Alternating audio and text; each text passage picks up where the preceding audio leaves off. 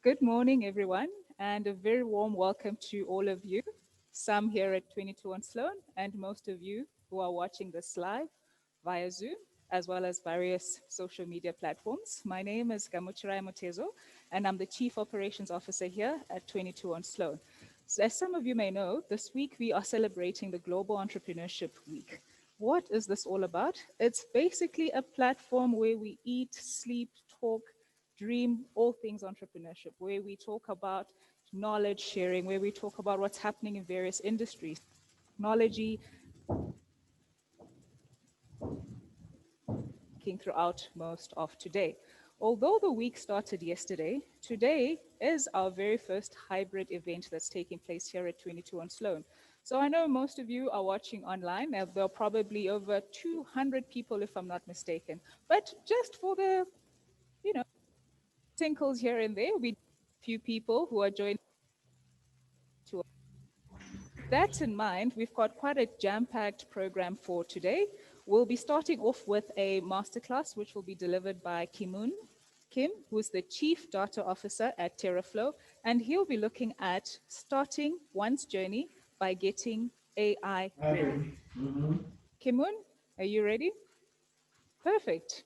If you're at home, please help me welcome Kimun. I, I'm a Google developer expert, and what that means is I teach and talk about the Google Cloud to startups and see how we can make the Google Cloud more effective for your startup programs.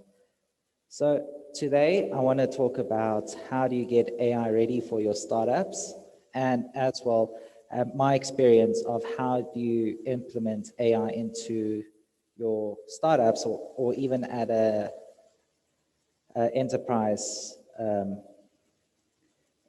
level.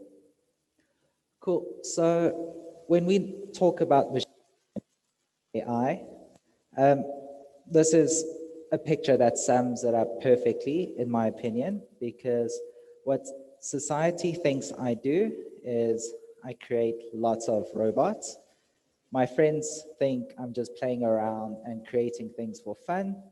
My parents think I'm creating a whole lot of AIs in a data center. And then when it comes to programmers, they think it's a lot of maths. And I implement a lot of formulas and get lots of data to get predictions. And what I think I do is something really cool, like solving world hunger and stuff like that.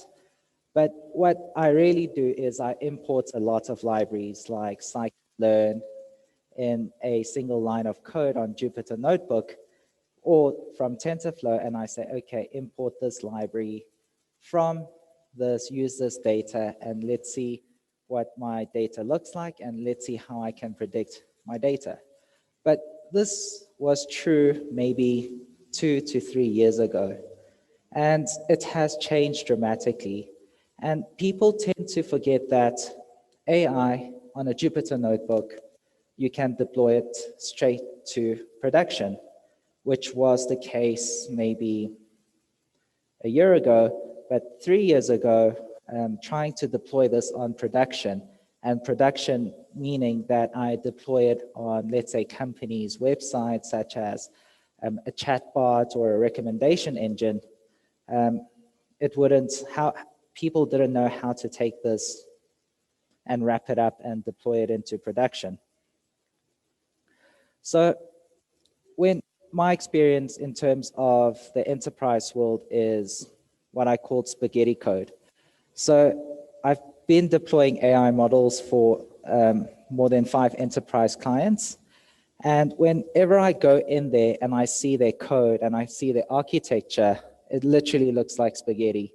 It's been, I don't know, they've been implementing this sort of architecture since the early 2000s on a 32-bit architecture, and then they start to upgrade to a 64-bit architecture, and then they sort of put these black boxes of products and programs or softwares into their software stack, and they see that, hey, it's now a mess. Most people do not understand what they have built on their own company's IT or software infrastructure.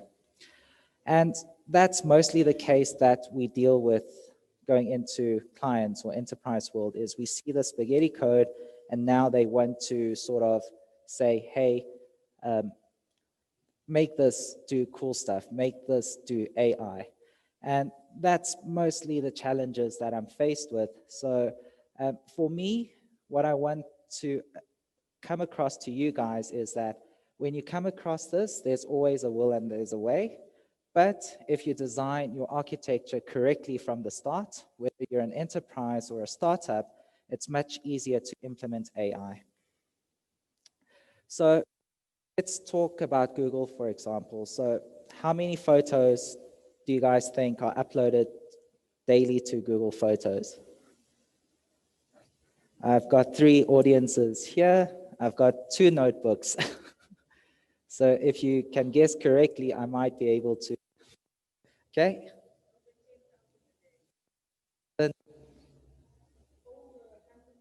100,000, a million. Cool. Let's see what the result is. So total size of 1.2 billion photos a day and 400 hours of videos are uploaded every minute. So these are petabyte scales enterprises have to worry about, right? And how do you implement AI in these sorts of scales? And most of the time, people won't have access to that data. But if Google can get it right, and these technologies are available to startups, then you guys can use it as well. So let's try imagine what a petabyte worth of data is. So if we start from the beginning, ones and zeros is what we call bits, right? Ones and zeros makes up the computer language at a very, very fundamental level, and we call it bits. 8 bits, 8 bits makes a byte, meaning it's 8 ones and zeros, and they make up a character. Okay, so that's bytes. So a byte is a character, so let's move to what we call a kilobyte, right? A kilobyte is 1,000 bytes, so 1,000 characters is probably a paragraph worth of words, right? 1,000 words, let's say it's little data, so that's kilobyte. When you times that by 1,000, it's in megabytes. Megabytes, if you have 1,000 pages, it's roughly the size of a notebook. So that's a megabyte. And then I'm sure all of you are familiar with gigabyte, which is 1,000 megabytes. So gigabyte is something that you guys are mostly familiar with videos, MP3 videos, your phones, etc. And then times 1,000 of that is a terabyte. So a terabyte, you guys are also very familiar of what's capable of. So let's say a movie is, let's call it 5 gigabytes. 5 gigabytes times 10 times 100 times 2, so it's 200 movies is a terabyte. And that's what your computer is capable of, having storage. I'm sure all of you have 1,000 terabytes on your laptop these days. Now, a terabyte after a terabyte is petabyte. So petabytes, how I would like to imagine, is 1,000 laptops. So if we had 1,000 people here with 1,000 laptops, that's how much data that would be a petabyte. And we can imagine if we have 1,000 people or 13,000 people that are sharing photos every day to Google, that amount of people sending photos to Google is the amount of data that's being processed. A petabyte is also equal to 400 hours of video, which is uploaded every minute. So it's big amounts of data. And what I'd like to say to you guys is, even if your data is small, ranging from megabytes to gigabytes, Google Cloud has the capabilities, the AI technology that you can easily plug and use and integrate into your startup so that you can start using AI. So like I showed you in the beginning where I started writing code, it's not more the case, right? AI is becoming more democratized, meaning if I want to start using to my startup or program or softwares, I can just call an API call. So for instance, if I want to have a photo recognition software implemented in my app per se, then what I can do is call an API, and through that API, Google has free. So I think it's 1,000 images that Google gives you to for free for you to use their AI platform for image detection. And it's modular, meaning if you don't want to use it, you don't have to use it. If you need to process videos, you are more than welcome to process videos. And any sort of AI that you can think of, Google will wrap it up or has the capability to give it to you so level.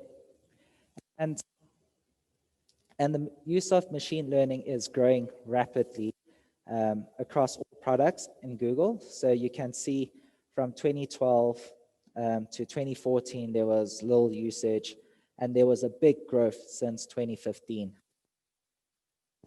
I want to ask you guys, what do you think was the growth of the use of machine learning from 2015 onwards? Any ideas?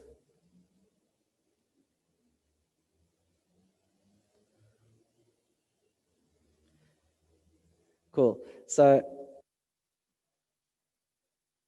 learning is not new. It has been since 1980s, 1970s, and people have been playing around with it. But the reason why people couldn't implement machine learning better was because the computing power was hugely required. So in 2014, I remember implementing my first machine learning model to differentiate between a cat and a dog. And it took me 2 weeks to process that simple algorithm on my desktop computer. But now I can do it in maybe in a couple of minutes, just because I have access to cloud computing, scaling infrastructure, and better technology and libraries. So back then I had to create all these algorithms myself through first principles, but now I can just plug in an API and say, please learn this, please differentiate between a Nando's chicken and a Steers chicken, and Google will. So if for those of you who are interested and you want to learn more about this, where do you start? And this is where Google for Startup comes into play. And Google for Startups is a Google initiative where startups like yourselves can apply to be entered into these programs. And the cool thing is that it's an equity-free support, so Google does not need of your shares, and you have access to Google engineers and mentors from 20 teams plus from all over the world. So you get people from Silicon Valley, you get people from Asia, Europe, so it's a whole variety of people in their domain and expertise that you guys will have access to. And you'll get some guidance on how you can deploy your startups to scale. You'll learn how to do marketing, media opportunities, and you'll also have very close with Google. Where, new classes are accepted twice a year, and you'll get credits so that you guys can scale your business and learn valuable lessons and mentorships from it. And also one of the mentors for Google Accelerator Africa. So what generally happens is that people are accepted into this program, and usually how it happens last year was that Google would fly you over to, let's say, Nigeria, Kenya, into a hub spot where you get to interact with other startups, meet the mentors, meet the Google engineers, and they'll have a day of programs so that you guys can learn how to grow a startup like Google. People mustn't forget Google was also a startup. So how you can grow your community base and also get to grow relationships with one another. As well, Google will provide you with required. So for example, lots of people struggle with funding to get money to deploy stuff into the cloud because cloud is not cheap. It's for a startup, it's very expensive. So Google will also provide credits to support your business so that you guys are able to scale. So for instance, you have a product, you'll be able to ask the Google engineers whether this is the best practices or not the best practice. Storage and hosting for free. You'll be able to market your product. Google will promote your product. And if you want to monetize your product, also allow you to do that through their partners like Apigee. You'll learn how to implement machine learning models. You'll learn all the products and services that you can integrate into your application so that you stay on top of the latest technology and trends. So the last sort of message that I want to give you guys is how do you join this program? And on Google, you can either type in Google Africa Accelerator, and it will direct you to a link, or you can follow this link shown here to sort of follow and apply to see if you meet the requirements. So really hope most of you guys try join this sort of program because you learn a lot, and as well you don't have to pay for anything, so everything is sponsored by Google, and you'll get access to top engineers, top Silicon Valley, all across Africa, Europe, and Asia to help scale your product. And you'll meet new people. You'll also learn new people. And like I said from the beginning, once you've come across the spaghetti code, have better idea on how to navigate and how to best implement those Google or machine libraries, or even train your own libraries to your own startup world. And like I said in the beginning, if you build your foundations right, make sure that you're doing the best practices. You will not end up with spaghetti code. Cool.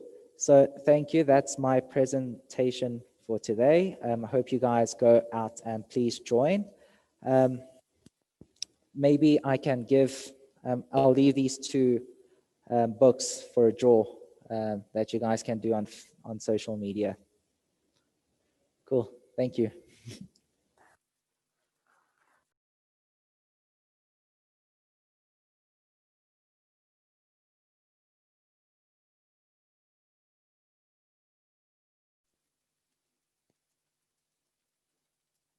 Right, welcome back, everyone. That was quite an interesting presentation that Kimoon shared. Now, just want to recap on a few points. AI equals making robots? Yes, he made a solid point. Some of us concept will think AI equals making robots. And I learned something. I'll never look at spaghetti the same way again. So next time I'm cooking spaghetti, I'll try and wonder how to infuse Google into this conversation. Gigabytes, megabytes, terabytes, those are all phrases that we're familiar with. But petabytes? I mean, there's a lot of food involved in artificial intelligence. Spaghetti, bytes, nice way to keep a lay person informed and engaging with the concepts. So even though I might not be a very tech savvy person myself, I'm thoroughly enjoying the conversation because it's making one realize that the world we live in today, whether you like it or not, technology and digital, that in mind, I'm starting to wonder if I should befriend more software developers, analysts. So if anyone is looking for a best friend, I'm right now. I would like to welcome our second guest. His name is Elephant, and he is a startup doing some of digital. With that, Tukisa will be sharing a masterclass, if I'm not mistaken, on computational creativity. Again, not being a tech savvy person, I'm looking forward to the food element in computational creativity. Tukisa, please join me on stage. And if you're at home, a virtual round of applause to welcome him.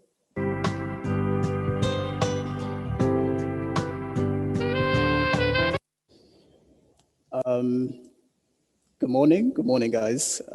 How you doing? Morning to everybody at home. So today we'll be talking about activity. Yeah, not a very famous part of artificial intelligence or machine learning, but I'm gonna take you guys through some of the things like an intro to what computational creativity is. And for the first part, I'm only going to be explaining what computational creativity is. And then the second part of the masterclass will be doing practical issues where we actually, at GEW 2020, where we'll actually look at code and how you can use machine learning models to sort of augment or create some differences to your your creativity, rather. Cool. So solving practical issues using machine learning. So computational creativity is, uh, well, it's hard to classify it under artificial intelligence or machine learning because it deals with quite varied aspects of both creativity and computation, specifically machine learning. So the first part, we're going to be looking at what that implies and what are the practical issues out there that can be used, where computational creativity can be used. Cool. So what is computational creativity? So every time I get that question, people are like, wow, robots again. Um, yeah, so it's a scary part. We all have it in hand that robots, eventually take over the world and we're going to be lazy cultures dictating what machines do. We are living in an information age, but some people are like, oh, they're going to take our jobs. Yeah, but maybe not now. Maybe a couple of years down the line, maybe a model might take over your job. Who knows? But what we do at Exploring Intellect is actually tracking what are the implications of machine learning on our industry, mainly the creative industry. Because everybody out there seems to think creatives are safe from artificial intelligence. Not really, but there are parts of it that can be used for your benefit. So maybe some robot's gonna draw you a sketch, or maybe it's gonna do your brief for you. I don't know. Maybe it might do your user interface at some point, or your user experience. But for now, let's look at the textbook dictionary of what computational creativity is. So Wikipedia says computational creativity is a multidisciplinary endeavor that is located at the intersection of the field of artificial intelligence, cognitive psychology, philosophy, and the arts. So this looks a bit like this, where humans are sort of the child that's now meeting this very powerful creation that they've, I guess, thought up, and now it's up to the relationship to come up with something different. Philosophy, that starts bringing up questions like, can a machine be creative? Should we even think about that question now? Or should we just leave it to the engineers that are actually building models for machines to at some point be able to do this? We're not going to go into this. We don't have to deal with this now. Can I explain what creativity is? I mean, as humans, how far do we go in explaining what creativity is? It's sort of like this difficult concept that we do, but we're not fully aware of or understand. I mean, I've been a creative my whole life, and I still can't pinpoint what creativity is. I can't explain it to somebody. It's what we do know, though, is that creativity is a process. I mean, you get to a concept, you develop your concept, you do a couple of sketches, you go through an iterative phase, and then you kind of have something to work with, but you want to try some things out. And if you have a deadline, then you might as well make a decision at some point. But what we can all agree on is that creativity is a process. So what does that mean for us and machine learning? Um, it means we can work together with machines. We've conjured up something that computationally is very extreme. I mean, we're using GPUs and tensor processing units to process petabytes of data. We've never had such power. I mean, we nearly breaking through the roof of Moore's law at this point. But what does that mean for us? It means machines can now augment our creativity, our intelligence.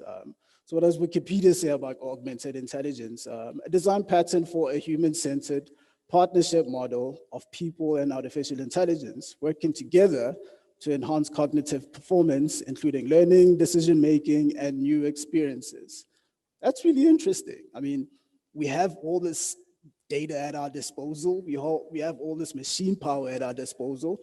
Uh, why not become a different kind of creative that's augmented by artificial intelligence or machine learning models? Cool. So we back to that intersection, that crossroad between humanity working together with computers or maybe machines. So think about that. In our next class, we are going to be going deep into how this affects, or how machine learning models affect or can help you in augmenting your creativity. We'll look at a couple of softwares out there that are helping creatives use machine learning to their advantage. But for now, I mean, we're getting a clear picture of where we're going. We're humans, we're creatives. What does that mean when it comes to this field of computational creativity? Cool. But we've been using computers. I mean, we've been using Photoshop, we've been using Maya, we've been using all this creative software out there. Have we always been robots? And nah, I'd say we've been undergrowing, or we've been undergoing a creative process. Um, it's mainly been humanity thinking up things from a human's perspective. But I think from here on, we're going to have to start looking at, what we can learn from machine learning regarding computational creativity. So there's nothing wrong with using all these creative softwares out there. I mean, it's really, it's part of our life now. What it does mean is that a lot of these companies are going to have to start, well, are already looking into machine learning models to implement it to their software to augment your creativity, even though you're not aware. I know Adobe is already doing it with Adobe Sensei, where they implementing generative models into maybe like Photoshop or whatever you be using, After Effects. So there's nothing wrong with what you're doing right now. What you should be aware of is in the coming days and in the coming years, you're going to start seeing more machine learning models being implemented into the software you're already working with. And it's best for you to look into computational creativity, because it will inform your creative decisions going forward, especially that machine is a machine, artificial intelligence is a responsive relationship between a human and a machine. So look out for that. And it's sort of like flexing your muscles. You're getting new tools, you're getting new information, you're getting new material to learn from. I think you should be excited about this, especially because it might cut your creative process maybe into half. It won't eliminate it entirely. But sitting there rolling out a lot of banners or having to deal with a lot of storyboards, things like that you can think of in a machine learning, from a machine learning perspective. And start thinking about ways you can implement machine learning models to augment your creativity. So, I mean, I have useful links for this presentation, which I'll forward to you guys. But in the next coming class, we'll deal with more detailed aspects of computational creativity. I'll take you guys through some code. Hopefully it works. Hopefully it doesn't bum out at GEW 2020. But we'll send you guys this, and then you can start looking at what we're doing. And where we're taking machine learning as creatives. So you can also be involved in what is happening and be aware. So yeah, that's part 2, where we will be building simple apps using machine learning. By simple, I mean simple. And you've probably already played some of these games or been aware of some of these things we're gonna be doing. But just come through, it'll be really awesome. You're gonna look at code and play around. Yeah, that's it. See you guys at 1:30 or 2. Yeah. All right, that was quite some. Before we take a break, let's recap on a few pointers. Tukisa asked us to be excited about this. Like I said, I'm not a very tech-savvy person, but I'm certain we have creatives in the building here at 22 on Sloan. So the more they listen to these conversations, the more exposed to this type of knowledge, the more they can actually use platforms and ensure that their creativity is taken to greater heights. A second point I got out of this is that, yeah, there's that possibility robots may take over the world, but on the bright side, we can feed them some spaghetti. Lol. Next point is, I like how this AI is cutting across different, there's the creativity element, but education, there's the agriculture, there's energy, and so forth. So let's continue having conversations. Let's continue listening to what's happening in the space, such that whether you take, so we're going to take at least a break, and thereafter we're going to is the CEO of Tarsus On Demand, and he'll be taking us through a journey of what is exponential linear world. So don't go too far. I'm going to ask people in the audience, and I see there's quite a few people and the people online, to just a simple question. If I take an A4 piece of paper and I fold it in half 50 times, how high would the stack of paper be? Okay, so I'm going to take the piece of paper, I'm going to take it, the clever people in the room is going to tell me you can't fold a piece of paper more than 7 times. You can't, but please pretend, okay? So I'll give you the answer somewhere in the talk. But if you take a piece of paper, you fold it in half 50 times, how high is the stack of paper? Cool. So let's get into it. I think what we're fundamentally busy with, and I think this is what people need to realize, is that we're shifting from an industrial economy to a digital economy. Now, we've got to realize that the industrial economy, the focus of the industrial economy is all about capital. The whole thing was built on capital, and those people that had most access to capital ruled the roost. Okay?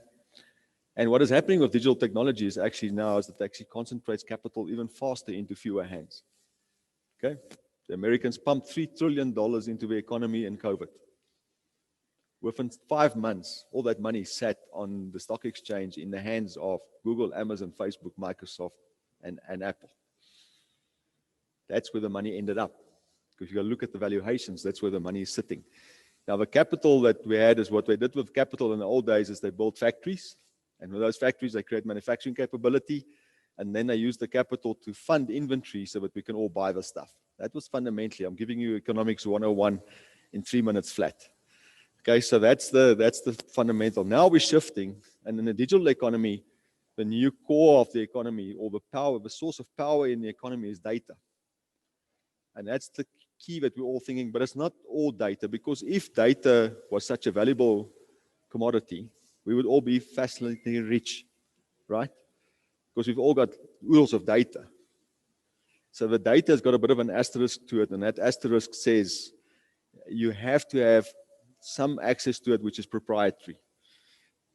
Okay, so for a time of certain piece of time, you've got proprietary access to the data. It's time sensitive. So data, proprietary access, it's time sensitive, and it has to have signal that matters. So the signal that matters is those pieces of data, the insights that we get out of the information that actually we can monetize, because the other part of the economy of the data piece is the monetizing engines that monetizes the insights that we're getting. And that's what we're busy with. So there's no use having access to masses of data if you don't get insights out of the data. And what happens with today is most industrial economy companies, and the bulk of the world is still based on the industrial economy, right? The bulk of those people are still they're drowning in data, but they don't get insights, and therefore they don't know where to start with the innovation. And the challenge that industrial economies, and we'll speak through this a little bit more, is that, and so in the digital economy, we've got monetizing engines. In the industrial economy, what we had is we had systems of record. All of us had massive systems of record. We had ERP systems and CRM systems and all those kind of good things that told us about the transaction. That's all it did. They said we had a transaction, but we had no context for the transaction. What happened now is that people come in and say, okay, well, we've got log files to tell us what the transaction looks like. What was the context around the transaction? And now what is happening is people are building systems of intelligence where those two things meet and they get the insights out. So it's systems of intelligence on top of data that gives us insights. That's the fundamental of a new economy. Now, our people in the industrial economy wants to move there, but they can't. So what is happening is some people are building bridges from the industrial economy into the digital economy. Microsoft, Amazon, Google, all these people are building bridges to take people from the industrial economy into the digital economy. If you think about Amazon, Amazon started out as a supply chain company. They put a digital front end on a supply chain. But what they've done is they've taken that money and they've built a bridge into the digital economy with AWS. Okay, so you can see all these people, and it's critical for those bridges to be there, because otherwise the whole world can't shift into this digital economy. So that's the critical piece. Now, the next one that I'm going to talk about is scalable efficiency. The digital economy can only get better by scaling out efficiency. In other words, it becomes all about getting the cost lower. And this is where automation and all these things are playing now, is because what is it doing is actually optimizing the industrial economy is optimizing so it can live for longer.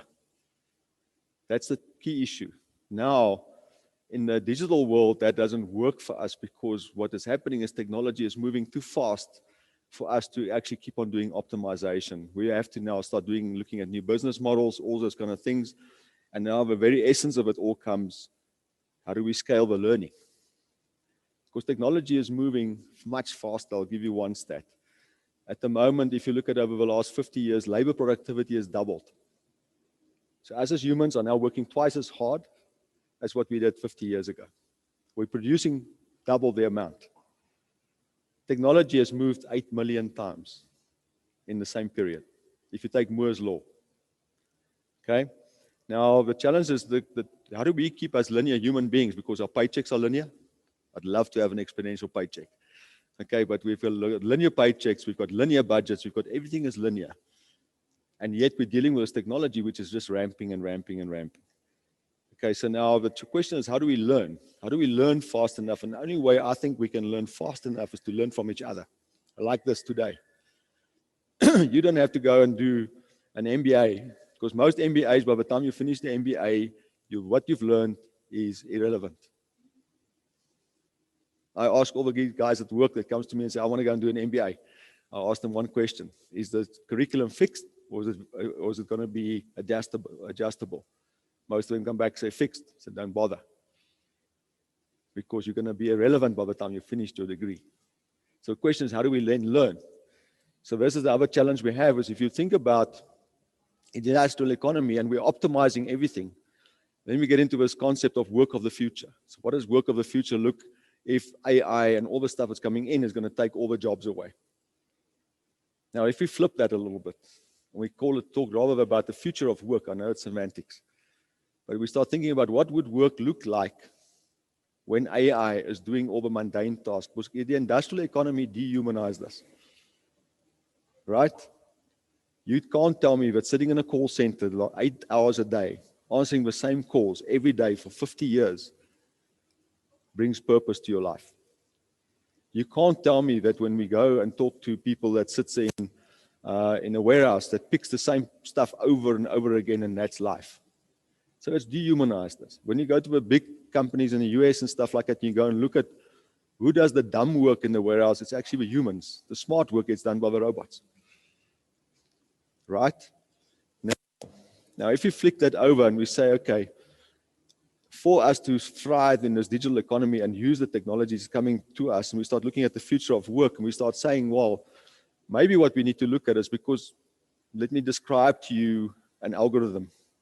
An algorithm is basically at its best when it's fully highly specified, highly integrated, and highly optimized.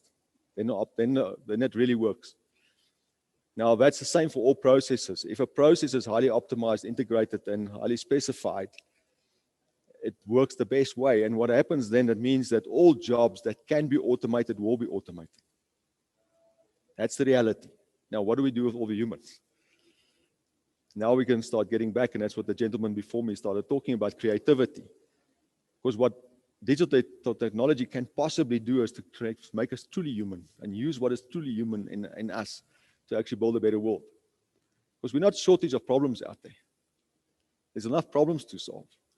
What we need is the humans to apply their brains and not their labor, their brains, to the problems and use all the wonderful technology that sits around us. Now we're moving from, because if you think about, in the industrial economy, we talked about skills. But we taught people specific skills for a specific job. So if I automate your job, and this is where it gets a little bit cynical, is if I automate your job and I reskill you for the next job that I'm going to automate, then that's cynical. Because then I'll put you on a lifelong journey of anxiety. Because you're going to worry every time, when am I going to automate the next job? But if I create, and we distinguish in our company, we distinguish between skills and capabilities. So skills are contextual, they're specific to a job. When we talk about capabilities, capabilities are those horizontal things that I can apply in any situation. So I can apply capabilities like creativity, problem solving, critical thinking, leadership, social intelligence, emotional intelligence, all those things I can apply in any context. And we've just run a couple of competitions where we've taken people in our warehouse, because we've got a big supply chain business next to us. And in that supply chain business, we've taken people on a journey to start teaching them capabilities. It's amazing. Because what am I worried about is I think from our perspective, I think we've got a responsibility to make sure our people are relevant in the future. And for me to do that, I've got to make sure that they are multiple. So this is all the stuff that we're seeing. So how do we move? And the other thing that we've got to look at is to say innovation can no longer be the remit of the people that sits in the exco or in the board or anything like that. We have to put innovation down into the organization. And the only way I can do that is by giving people the capabilities to do that. Because here's the thing, we spoke about creativity earlier. At the age of 6, 98% of kids is creative. That's the stats. That's the research that we've got. 98% of kids. By the age of 8, only 32%. By the age of 16, 12. And by the age of 20, 2%. We've got a nice diminishing curve. And this is what the school system is doing to our kids. It's wringing every bit of creativity out of us. So when you get to matric, you are taught how to answer a paper, not how to think. And I think that's the challenge that we've got to think about, is to say, and how do we get our kids onto a different journey? And we've got to, as parents, we've got to think about that. Okay, so we got mounting performance pressure, because now all of us has got to work harder and faster to get better results. But yet there's expanding opportunities, and this is a beautiful paradox. Technology creates a massive opportunity for us, but it also creates the environment in which we've got to perform better and work harder and do more with less. And this is the balance that we first face with. Okay, so linear and exponential. Let me give you the answer to the paper question. If I take that piece of paper, 4 size of paper, and I fold it 50 times, I get to the sun. That's 2 to the power 50. Okay. Most people some people will tell me it's 2 inches high because there's a piece of paper and they fold it 50 times. This is a ream of paper. And some people will answer me to come to the moon, but that's actually to the sun. A couple of million kilometers away. Now, how far have we journeyed? If you look at Moore's law started in the 60s. It says that the cost of creating the next transistor halves every 2 years. But at the same time, it also makes it possible to put double the amount of transistors on a piece of silicon every 2 years. So we've done about 30 steps into the journey. Okay, so you're on about 2 to the power 50. Remember, we were on that curve. We're on the flat part of the curve still. We're on 2 to the power 30 at the moment. That means we've traveled from Cape Town to Joburg. We've got to get to the sun in the next 20 steps. If that doesn't make you think, nothing will. So all the technology we have today, all the technologies will double in the next 2 years, and double in the next 2 years, and double in the next 2 years. You bring 5G in. You bring all the AI. Look at the stuff that we saw from Google this morning. You bring all those things to bear and you double it every 2 years. Can you imagine what the capabilities and the possibilities are? But what we have to remember is that there's humans. And humans, you can't say to humans, go and sit in the corner and be quiet. Now, I know there's a thing called Universal Basic Income Grant. South Africa inadvertently built that with the grant system. We run a UBI at the moment. There's 19 million people in South Africa on a grant. 13 million of our kids below the age of 18 gets a grant. There's 19 million kids younger than 18. That's the numbers. Now that's what we've created. The question is, how much potential are we losing that's sitting in the humans, that sits in the corner? And I think that's what we've got to unlock. And we can use technology to unlock that, but we've created the culture in organizations to actually change this, because the key issue is not technology, it's culture. That's the biggest key issue. And that's what most of entrepreneurs will hit, is the culture of, I call them the antibodies. There's this corporate antibody that lives, that anything that looks new, it kills. Right? And that's why the big companies can't change. Because the moment something starts up that could cannibalize the big company, it gets killed. It gets starved. And that's what I'm wanting to just bring home to you guys, is that if you want to engage with companies, make sure you understand their culture, not just their technology. I think that's the other thing that we've got to consider. So the stuff that I'm covering today is probably the stuff of a whole day's worth of work. So I'm trying to punch it into 45 minutes for you. Vertical value chains and horizontal ecosystems. The world in the industrial economy was built on vertical value chains. Somebody made something, it sold it to somebody else as intermediary, then to somebody else, and ultimately it got to the end user and it got used. That's the way it worked. And everybody asked, how do I get into the value chain so I can get part of this value that sits in the chain? Now we're starting to say, well, that doesn't solve anymore. Because if we put the customer in the center, and this is the other thing that we've got to think about a lot, is how do we put the customer in the center of everything that we do, understand their problems that we're going to solve, and then build the ecosystem around the customer, rather than trying to say, I'm going to build something in China, I'm going to bring it to South Africa, and I'm going to find a customer. Okay, that brings strict to your marketing. Your marketing in that case was push-based. If at first it doesn't sell, let's discount it so we can sell it. That's the way the model works. 30% of all merchandise in the US at the moment gets sold at a discount. They will discount it to the point where even if you don't need it, you'll buy it. Right? All of us fall into that trap. Push-based marketing. Pull-based marketing, however, sits there and says, what is the problem? What problem am I trying to solve? And how can I bring value to you? And I think that's something that we'll just talk about now. But the vertical value chain, horizontal ecosystems, put the customer in the center and then put around them, what is it that's going to solve their problem? If I look at the next one, IT business improvement to digital business innovation, I think the other thing that we've got to consider when we think about what we are doing is we've got to know and understand what innovation are we busy with. There's different kinds of innovation. There is big money to be made in helping the big corporates and not even big corporates, SMB customers for that matter, to optimize their businesses. There's a lot of work to be done there still because we've got to get them onto their digital journeys. A lot of them are still stuck in analog. Much more than what we think. I got stats out of Europe last week. Europeans are saying that if you look at the reseller channel, the people that sells technology, 60% of them still using manual systems. That's the IT market. All right, manual provisioning systems for cloud and all these kind of good things. So we got to think about that. So when we talk about innovation, we're saying there's optimizing innovation. So we take the stuff what we have and we make it a little bit better by using technology.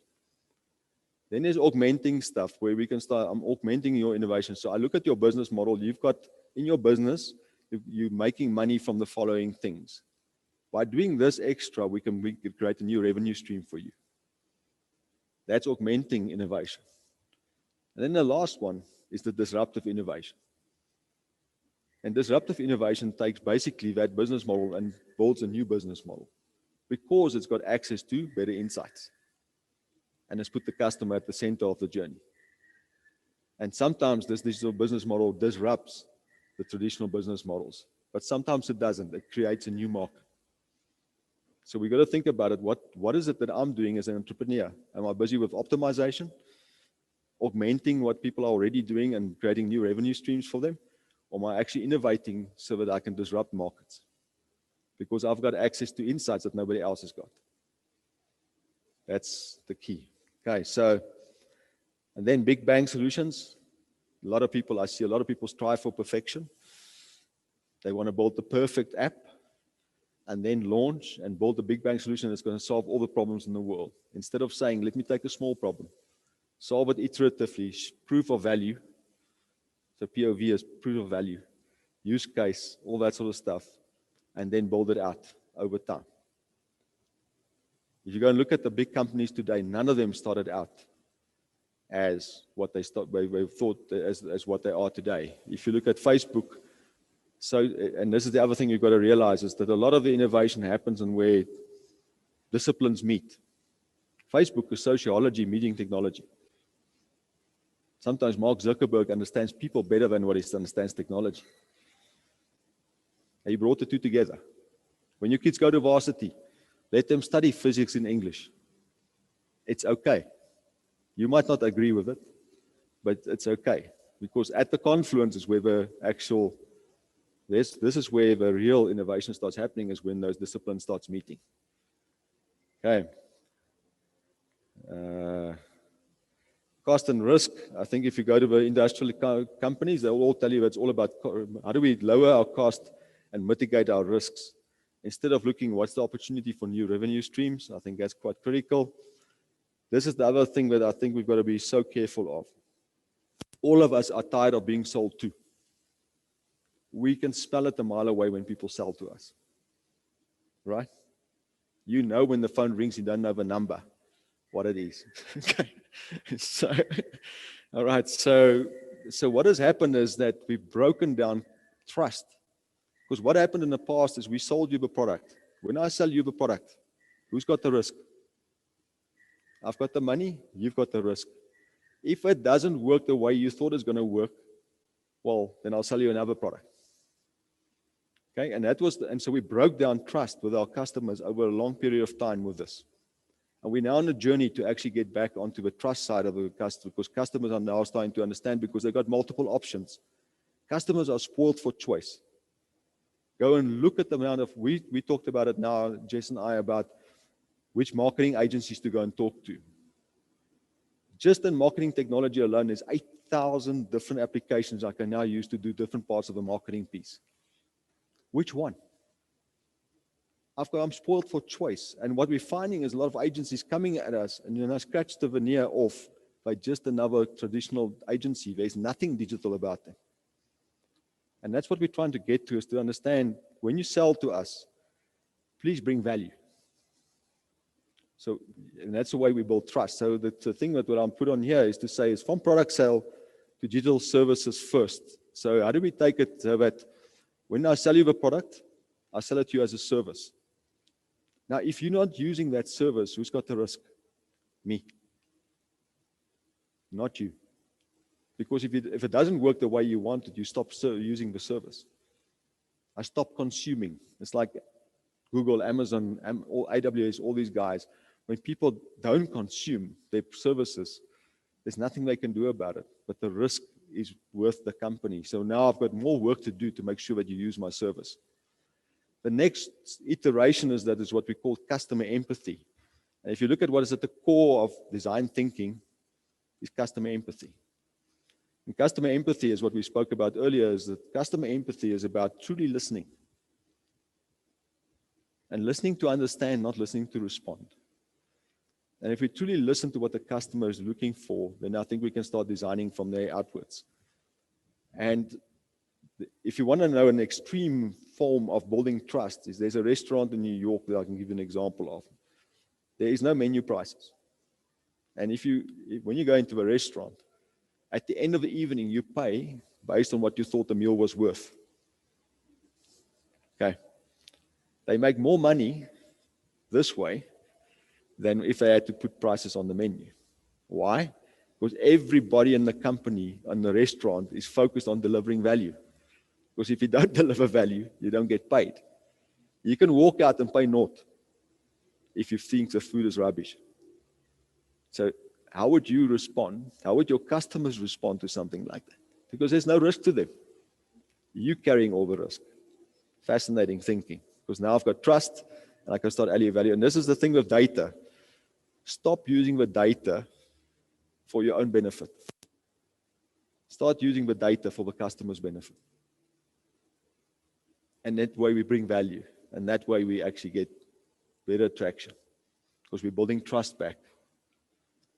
We've broken trust over the last 40 years many times. And I'm talking because I'm that age.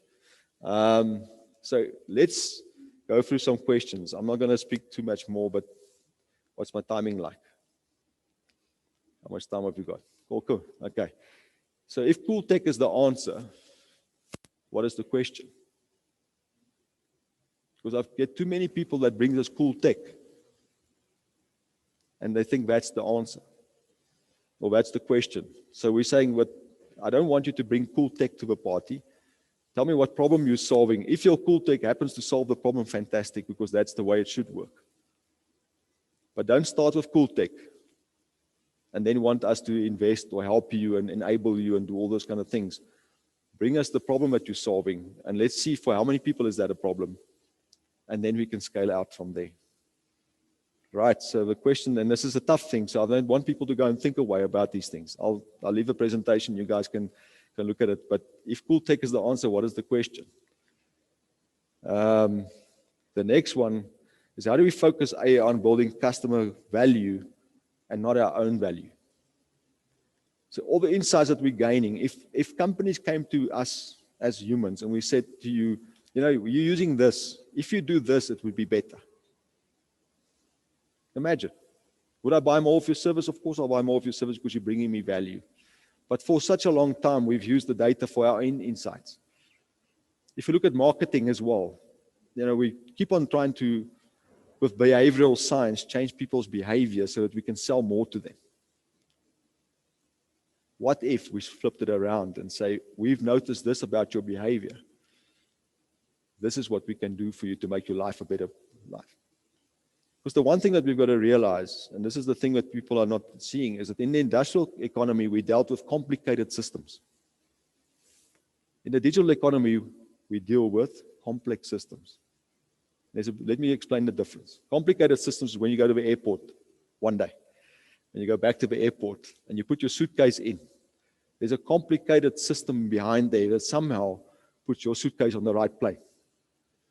Okay? That's complicated. But it's process-driven, it's designed, people's got pictures of it and stuff like that. When you walk onto the aeroplane, it's a complex system because the variables change all the time. It's complex to fly from here to Cape Town, right? So what do? We build robust systems, so we over-engineer things. We put 4 pilots in the plane instead of 1, or none. Because quite frankly, most of the planes fly themselves at the moment. The only thing wise is there's a pilot in the front because we'll all freak out when there's nobody in the front, all right? So we do that. We put 4 engines on, we need 1. So we over-engineer things, and as we over-engineer things, it becomes more complex. Think about Moore's law, because if Moore's law is reducing the cost of technology, the cost of putting another resistor or transistor in a piece of equipment is nothing. The cost of a transistor today is 1/10,000,000th of what it was 50 years ago. Okay, so now all of a sudden technology can do everything, and we connect everything, and now we get complexity. So the other thing that we've got to realize is that these technologies are running side by side, and they're reinforcing each other. They get this amplification effect. If you take 5G on its own, not such a big deal. If I bring 5G and IoT together, now I can enable autonomous cars. Autonomous cars can be enabled. There's no ways I want to drive my autonomous car on a 4G network. Can you imagine if the network flaps as you're driving 120 km an hour on the highway? So you need 5G plus IoT to get autonomous cars. And that's the model that we've got to think about. So think about that one. Do we have signal that matters? Key question. So do you have access to data that's proprietary? Have you got the systems to discern those kind of things? If you don't have signal that matters, what are you going to do to find signal that matters? It's hard. We know. Are you solving for the job to be done, and for whom? And I think this is the question, is what is the customer trying to do with the piece of technology that you've given him? What problem is he solving with that? Do we even understand what job he's doing? There's a different, if you want to go and read, there's a great book from Clayton Christensen from Harvard that speaks about the job to be done. It's quite a treatise. If you want to, I'll send you it to Gamo. I'll send you the article from Harvard Business Review that speaks about the job to be done. And if we all just focus there, I think we'll spend a lot less, we'll waste a lot less time, money, and effort to understand what customers truly want. And what value we bring to the ecosystem. Are you part of an ecosystem? Because I can tell you right now, the technology is available for you to solve most problems. But you can't learn fast enough. I don't care who you are, you can't learn fast enough to keep up with technology. We've seen the exponential graph, and what is coming is even bigger than what we've had. Right. So you need an ecosystem around you, especially if, and I think this is critical, because collaboration is now a key capability. Who are you collaborating with? Who's going to come next to you to solve the customer's problem? Because most of us, nobody's got all the answers. Not Microsoft, not Amazon, not Google. None of them has got all the answers. They got some of the answer. But sometimes it takes an entrepreneur to take these things and build it together in a different way, and that's called innovation, and work in an ecosystem. Now, the problem we have at the moment, if I take all the different parts of the economy, so we've got all the industries in South Africa and all the people that play it and stuff like that, you end up in the world at the moment 35 million possible ecosystems. Not all of them are viable, but that's the challenge. How do I discern which ecosystem I've got to belong to actually bring value in the ecosystem? And what value am I bringing into the ecosystem? Because if I bring value into the ecosystem, I'll remain viable. If not, if you just take out of the ecosystem, you'll soon be kicked out. Okay. And then the last one is, how do we learn from each other and faster? We've proven it. I think we can learn faster by putting a problem in the middle. And I'll talk about that now. And this is part of the future of work, is to take a problem, put it in the middle, bring the right people into the room and solve for the problem based on the capabilities that the people have got. So the challenge we have in corporate at the moment is we don't know what our people's capabilities are. I know your competencies and your skills and all that crap, but that's normally for a specific job. I don't know how good you are at critical thinking. I don't know how good you are at problem solving. What's your social intelligence like? Because we never measure it. So now I'm starting to recruit based on the capabilities. And I'm asking the psychometric guys to bring me the input so that I can understand what capabilities you have. Not that you could answer paper and matric. I want to know what capabilities you are, because then I can put you in a room. Because I need as many people with different capabilities in the room as possible, because then I get diversity. And this is where diversity plays a big role. Because the more diverse the people in the room, the better the solution. And what we're trying to do is to get away from just diversity and move beyond inclusivity and we start getting into belonging. You know the story about, if I've got diversity, I've invited you to the dance floor. So you've got a dance, I invite you into the dance room, you at the dance, now this is diversity. Inclusivity is I ask you to dance. Belonging is you dance every which way you want. That is the difference for us. And that's what we're trying to get to, is that belonging piece. And so for us, the challenge is to get the capabilities across, start understanding people's capabilities, bring the right people in the room. Because what happens at the moment, because I don't know, I bring everybody into the room. And that's not efficient or effective. So let's learn.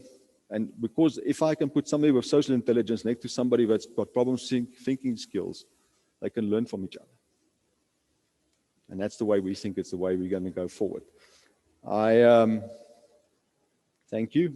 I hope that helps, giving you some insights. This, the so what from this, I think what I would suggest is that when you ask these questions that I've just asked you, if you answer them, speak to the incubators of the world and let the incubators help you answer some of those questions. And then let us come in from a tasks on demand perspective and ask you the business questions to get you onto the next track. But let's see if we can do that. So you guys can borrow you can take the presentation. There's nothing in there. There's a lot of there's a lot of material behind this. If you need access to some of the material, ask. Cool. Does it help? Any questions? Or should I not ask? I'm standing before you in lunch.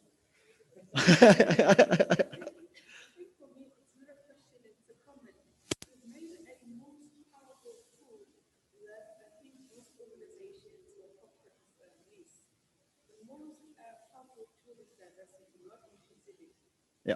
Because diversity becomes as simply as who you are. Yeah. And you add value to the organization. And I've got Romay come and she, as Romay, and she adds value to the organization. There is Aris from Cameroon. She'll do the same thing. Yeah. So it's not about inclusivity. It's about that diversity and understanding, you know, our cultures, understanding who we are and where do we come from, and even our skills, because our skills are embedded in our cultures. But I think the other thing that we can do is we can learn. Yes, through that. Because if I've lost creativity through the school system, it's like a muscle. Yeah. If I start exercising again, I get back to creativity again. So what I think you're right is the diversity is the key piece, because then I get multiple thoughts and people learn from each other. Thank you so much. The other thing that I think is important is that if we only, there's always more intelligence outside the organization than inside. And what I'm seeing happening at the moment is where we used to do is we used to outsource those parts of the company that was commoditized.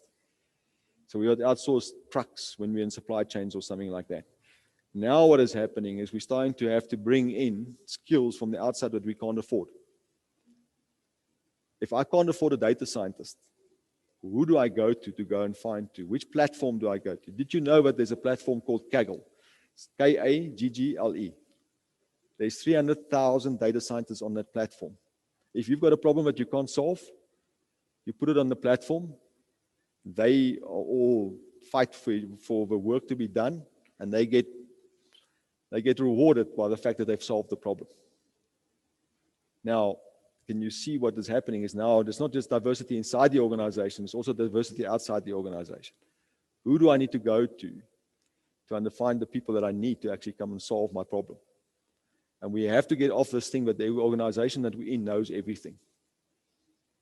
Most often, there's more information outside the organization. Entrepreneurs, people that are trying different things. The question is just, how do I find them?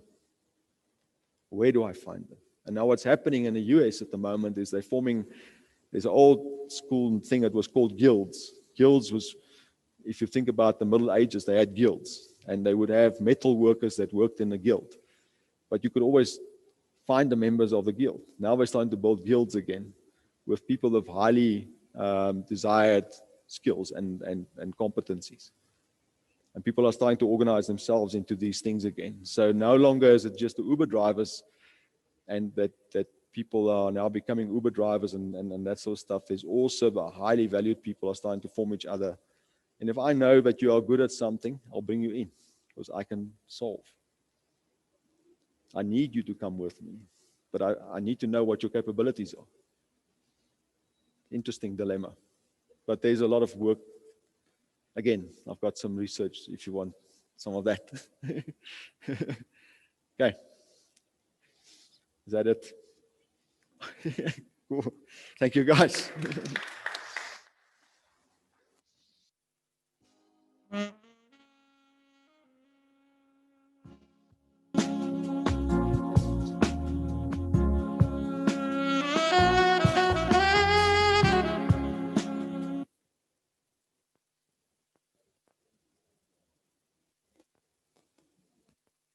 Wow, what a splendid ending to a digitally enabled morning. As I've been doing throughout, let me give you a few take homes. Firstly, how do we learn to unlearn from a linear way of learning to a more integrated approach? This touches on to the concepts of diversity, the type of people you bring into your team.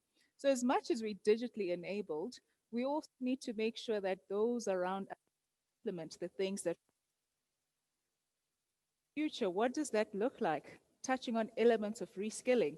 As I said earlier, I'm not a tech savvy person, but everything I've learned today, a lot of reskilling that's required to unpack and realize opportunities within the space of entrepreneurship. Understanding culture. Now, this I've found to be really imperative. When doing business with corporate or doing business with small businesses, one needs to understand the culture of those organizations with which they're dealing, such that there's no miscommunication in terms of what one can bring and what one cannot bring. So, solid point there, Anton. The empathy centric, designed for the customers. I'm sure all of us can relate. Midnight, looking for a book, looking for perfume, and all of a sudden, take a lot, boom, starts giving you ideas of what books you can buy, what perfumes you can buy. That is what you call customer-centric AI. And I really appreciated the questions that Anton shared with us. One of the most interesting one is, if cool tech is the answer, what's the problem? So the things that you're designing, who are you designing them for? Are they really going to enjoy those things you're designing for? So to my fellow entrepreneurs, as you've been listening throughout, I encourage you to continue having these conversations and think in a more circular manner when it comes to the information that you have access to. So for now, we are going to take a 1-hour break and we'll be back at 1 o'clock with Tukisa, who will then do the practical activity to show us how we can actually use AI even in a space such as creativity. You will be enjoying a few documentaries of African startups and seeing the journey that they've taken. And please pick a few nuggets from them and see how you can implement it within your organizations and diversify the way you've been doing business. All right, we'll see you at 1 o'clock.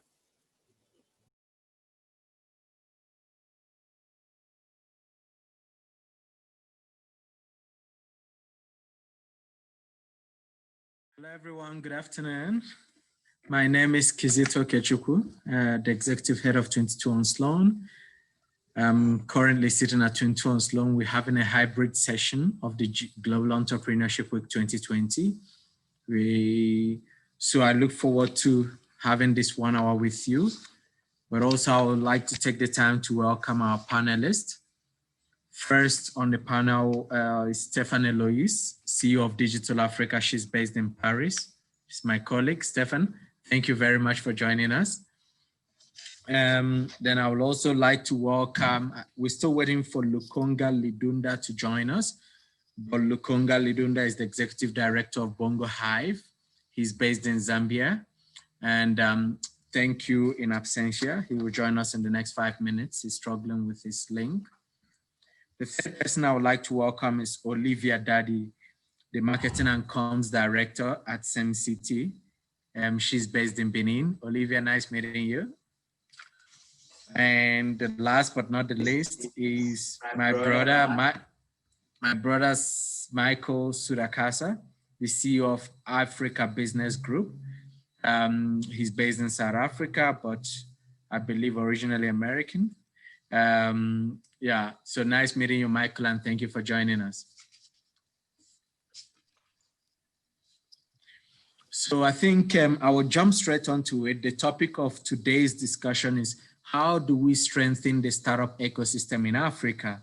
And I think if we look at our ecosystem, we see that there are various components that make up the ecosystem.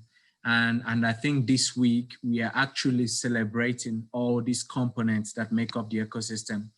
The first one, which is the most important one, are the entrepreneurs, the founders, the startups. You look at the funders, people with access to capital. You look at skills, mentorship, access to markets. You look at your accelerators, your incubators, your policymakers, and the entire community support organizations and many others that make up this ecosystem that we always talk about. You know, it's a widely used word within our environment that we always talk of ecosystem. But the key thing is, how do we ensure that all these components operate optimally, but also that the right people are in the right place and at the right time supporting startups to ensure that they're able to start and scale. And I'll be able to jump right straight away to Stefan and Lois. Stefan, you were recently appointed CEO of Digital Africa earlier this year.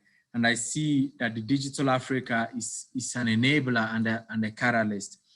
What role do you see the Digital Africa playing in the Africa's ecosystem, taking into consideration all these components we've mentioned, from startups to funders and so on? What role do you see DIA playing within this ecosystem? Thank you, Kizito. I hope, are you hearing me well? Is everything okay? Okay, yeah, perfect. Sorry, it's I'm glad to be part of this, and thank you very much for at 22 on Sloan and Global Entrepreneurship Week for putting together this panel and online possibilities for us to connect from far away. So thank you. So yes, to answer your question, which is probably a very important question, because it says something about how do we see ecosystems and what are, how do we analyze and understand the needs of ecosystem.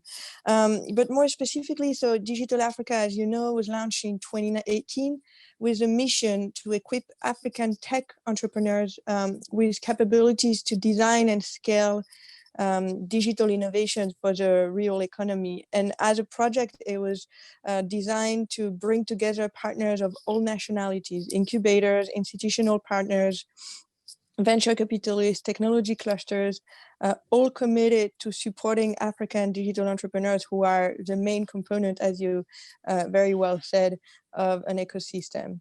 So our approach at Digital Africa is to sort of enhance a diagnosis of the needs of entrepreneurs coming directly from the field, with engaging with ecosystem players, and with this information to structure a set of programs that will focus around three main areas. One, assisting high impact digitally enabled startups.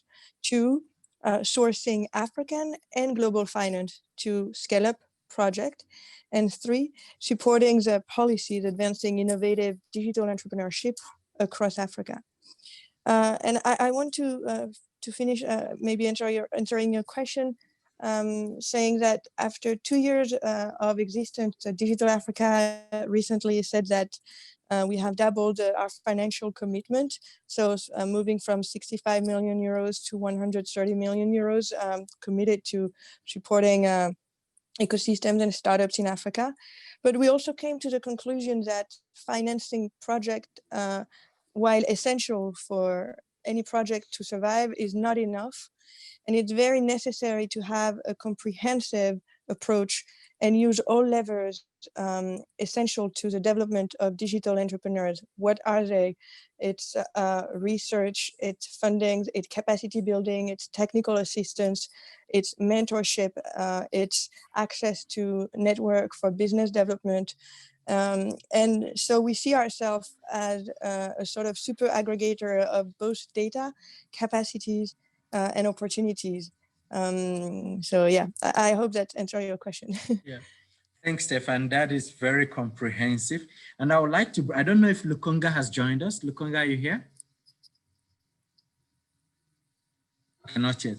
Olivia, I want to bring you in. The work you are doing at SEM City, is it called SEM City or SEM City? You can just clarify that when you answer. But the work you're doing at the Innovation Hub is actually very, very great. But tell us more about the work you're doing, but also tell us more about how in Benin you are bringing together the entire components of this ecosystem to work together and to strengthen it, leveraging the SEM City Hub. Hello, so hi everyone, and thank you very much for inviting me. Can you hear me clearly? Yeah, we can. Okay, very good. So as you said, Semacity, just to give you a little more context about what is Semacity. So Semacity is the international knowledge and innovation city in Benin. In fact, in 2017, the government of Benin has launched several important projects of creating sustainable and inclusive innovation made in Africa. And Semacity is one of its flagship programs. So our mission is to build a unique smart ecocity in the Francophone Africa that aims to put knowledge, innovation, and entrepreneurship at the service of creating sustainable and inclusive innovation. So this city will be located a few kilometers from the border of Nigeria. It will welcome its first residents who would be students, entrepreneurs, and researchers in 2021. But in the meantime, we have started our activities, and we have at SEME1. So SEME1 is located in Cotonou. So SEME1 is the first campus of Semacity. And SEME1 has several programs, including bachelor's degrees in design, in IT. We have a makerspace with 3D printing facilities, but also we are creating incubation and training and support program for high growth entrepreneurship. So as you can see, it's very important for us to create all those components. And for Semacity, we are focusing on high growth entrepreneurs. As you know, high growth entrepreneurs account for less than 10% of the pool of entrepreneurs in Africa, but they are responsible for nearly 40% of the job created. So our strategy is to create a unique environment in Francophone Africa where high growth entrepreneurs will be able to strengthen their capacity. They can find and work with students. They can access to material resources, to infrastructure, but also to investment in order to create innovation made in Africa. Thanks very much, Olivia. And I'll come back to you to talk more on the Francophone countries to see how best also looking at like what you're saying, creating this Semacity just between Nigeria and Benin.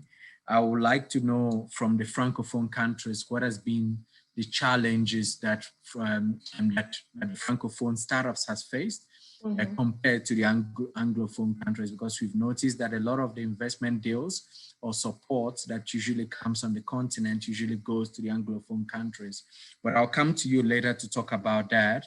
But I want to welcome Lukonga. Lukonga Lidunda is Executive Director and co-founder of Bongo Hive. He's based in Zambia. Lukonga, thank you for joining us. Glad to be here. Thanks. Great. So tell us more about Bongo Hive, the incubator you're running in Zambia, and which now operates in a few other countries. Just share more about the work you're doing and also how COVID has affected your incubator and all your plans for the year. Good. So my name is Lukonga. Bongo Hive is an entrepreneurship support organization in Lusaka, Zambia. We work with great minds building viable solutions that change the world. And over the past 10 years that we've been in existence, we've managed to support just over 1,300 entrepreneurial enterprises in the region. And we have just over 23 partners that have enabled us to organize over 8,500 people that have attended close to 500 events.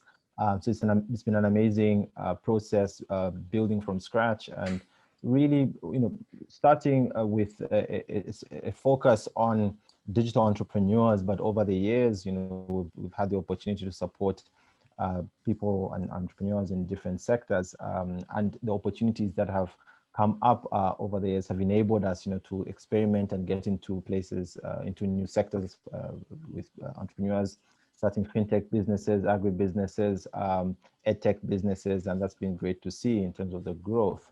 But our ability to also collaborate with other hubs in the region, I think that's one of the success stories. So we like to say that for us to look at the opportunities in Africa and really make the most of them, collaboration is key. And so using a platform we created with our different hubs in Malawi and Zimbabwe, we have the Southern Africa Venture Partnership. And it's helped us to really learn from other hubs, also be able to collaborate in other countries in running programs. And now with COVID, when you're asking me about COVID, I think the good thing about it is really being able to run programs virtually and have entrepreneurs from across the globe attending the events. So and programs. So I don't know if we would have had the opportunity to be able to build capacity of entrepreneurs beyond Lusaka, Zambia, if it wasn't for COVID. It's really helped us to create programs that help to reach entrepreneurs in different countries globally, and that's an important aspect of our work. And so it's been a good opportunity because, of course, people are much more willing to use technology now, and the barriers are much less than before. On the other end, of course, you have the real challenges of doing business. I don't know if you have read in the news how we have or about to default on our loans. Look, all those have a big effect on the economy and entrepreneurs' ability to thrive in the local economy. But we like to say that opportunities may not, or challenges may not just be in Lusaka, Zambia. There are opportunities as well in neighboring countries in the region and on the continent. And it's important that entrepreneurs see those opportunities even during COVID and are able to explore them. Yeah. Thank you, Lukonga. You made a good point, the challenge of doing business. And this brings me to Michael. Michael, the challenge of doing business in Africa, given the pandemic, a lot of countries will default on their loans, a lot of companies will default on their loans, a lot of individuals will default on their loans, And according to the AFD report, Africa experienced 3.9% growth last year. I think the COVID-19 pandemic will actually decimate all this. And what is your take on this, and what is your prediction on this year's growth, or are we even going to have a growth at all? Well, good afternoon, and thank you again to the 22 on Sloan and Gen Africa family for having me. And I'm really wearing two hats. One as head of Africa Business Group, Economic Development Consultants and Strategists, and that's really kind of how I'm taking this question. But also in South Africa, we represent the Private Finance Advisory Network, and that seeks to fund institutions that are either in the climate space or in the energy space. My take is, and I think this is fairly widely known and accepted, that 2020 for companies on the continent and for countries of the continent will be a very difficult year. How bad it will be is really what one measures. And different countries have been a little bit more resilient than others, because some countries did not have the same degree, for example, in South Africa, of lockdown that we had. Perhaps famously, Tanzania didn't lock down at all, opened for tourism earlier than all, which means the likelihood is that their economy will weather the COVID storm perhaps better than others. I think the challenge on the continent, because if you look at the impact from a health standpoint to Africa of COVID, the continent did much better than many other parts of the world, Europe, North America, even Asia, in terms of avoiding deaths. The infections were probably too high for anyone's liking, but business kept going. Where the strain came was that the traditional trade partners, trade routes that feed Africa's economy were curtailed, impeded because of travel restrictions, because of the negative impact of shutdowns in other parts of the world. And so, listening to my colleague from Bongo Hive talk about the silver lining of COVID in terms of his business moving towards a digital platform and format, the way we look at it is that the upside for Africa, and again, we'll see in 2021, is that COVID was timed just when we started talking about a continental free trade area and trying to really promote intra-African trade and investment. And to me, particularly for South Africa, which produces goods and services that are procured almost across the continent, there's a tremendous opportunity to pivot and be north-facing and try and become a leading supplier in many of the countries that have now again ratified this continental free trade area. And had it not been for COVID, we probably would carry on with business as usual, looking to Europe, looking to Asia, looking to the US and North America, almost exclusively, because the level of intra-African trade over the last 30, 40 years, I don't think it's ever been 5%, which is, a challenge for everyone. So yes, I do think that economically COVID has impacted the continent. One might argue, though, that climate change has been just as devastating. And the twin kind of fists of COVID and climate change are really hitting.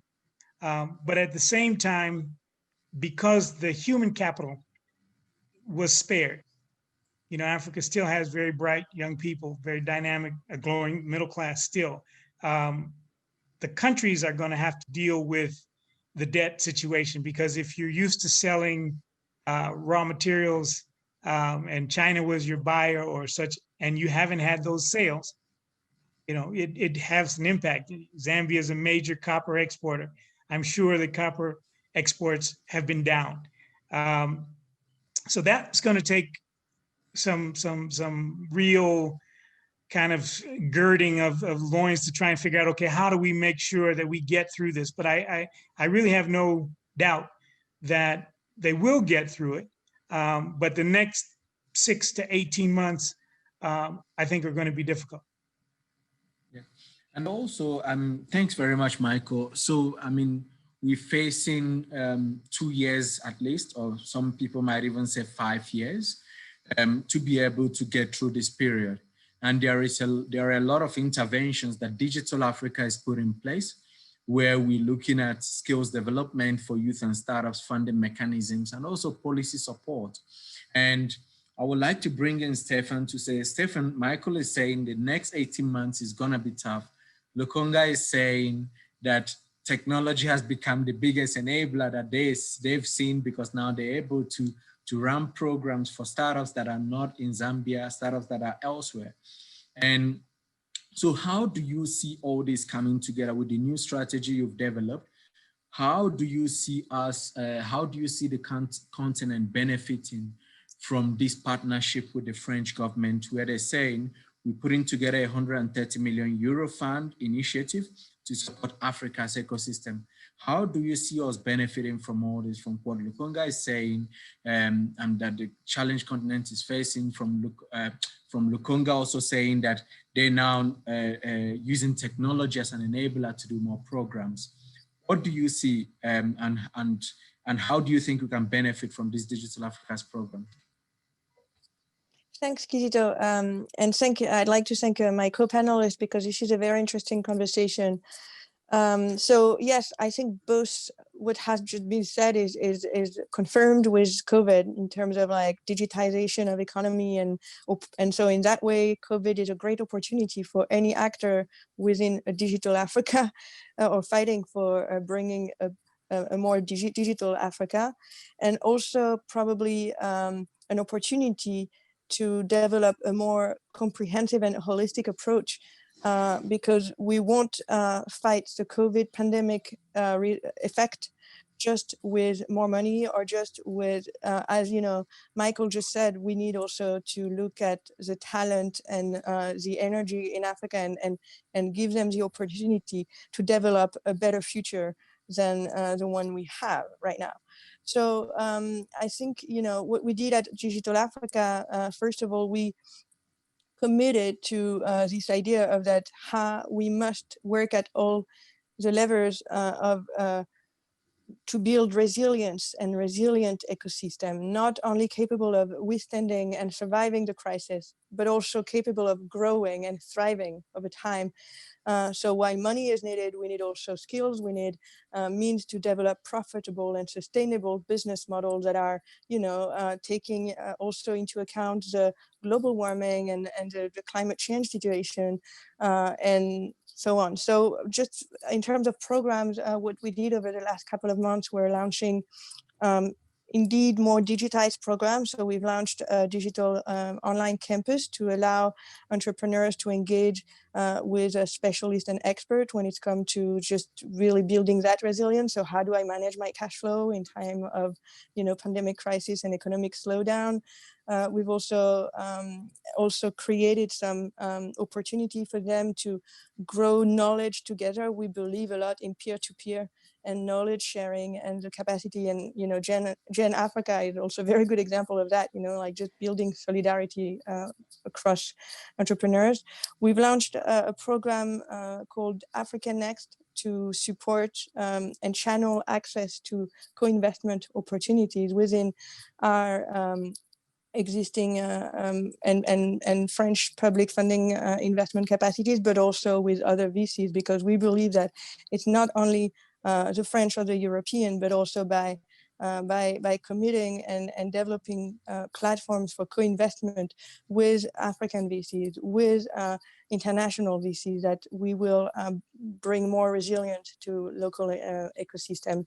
And finally, we launched a very innovative tool, I believe, to sustain entrepreneurship and digital entrepreneurship in times of COVID, which is a bridge fund. So we've launched actually the first bridge fund in Africa, and we did it because we think that it's not only a good way to support entrepreneurs who were hoping to raise more money and who were expecting across 2 rounds of funding, but also who were going through 2 rounds and waiting on another round of funding, but also because we believe it could. Can you still hear me? Oh, sorry. It can also support a more like a funding mechanism that brings in more funding for African startups. So let me explain that. A bridge fund is either a debt or loan or convertible equity, convertible debt for a startup hoping to raise more money. So what we do as a public funding backed institution is to support both the entrepreneur and the VC, so that the VC can keep also sustaining other investment in time. And we know that in times of economic slowdown, the risk is that there will be a contraction of the investment market. And so we also want to support VC in their capacity to continue investing in more bright entrepreneurs, in more bright ideas, Finally, so this bridge fund is targeting mostly digital back business models. So either with a tech product or tech enabled business model, and looking at some key areas for job creation in across the continent today, such as tech, health, supply chain, mobility, and so on. So this is what we've been doing. And in terms of like future programs, we will be indeed scaling up some of these programs in 2021, and also bringing more programs to sustain both skills building and capacity building. So launching a scholarship program to train to jobs of the startups. So what we've noticed is that, and also this is a more broadly speaking, there's a huge need across the ecosystems for early stage. So both early stage funding, early stage capacity building, not just mentioning incubation, but also in terms of access to talent. So how do we support startup founders and entrepreneurs with capacity to actually recruit good talent that are needed to start a business, go to market and sustain so that it can switch from the pre-seed field to the pre-Series A field. So those are some of the programs that we will be launching in Q1 2021, also along with incubation program and continuing supporting our stakeholders and the French Bank for Development Group in designing financial products that are responsive to local needs. Thank you very much, Stefan. I mean, you mentioned skills quite a lot of times. And I think this is one thing that is missing also in our ecosystem in Africa. How do we develop our young people to gain the skills required to even work for a startup company, And I think, Olivia, this is one of your big, you guys' vision at SEMCity, where you're looking at skills for the future of Africa. How important do you think skills are for our ecosystem on the continent, given the work you're doing at SEMCity?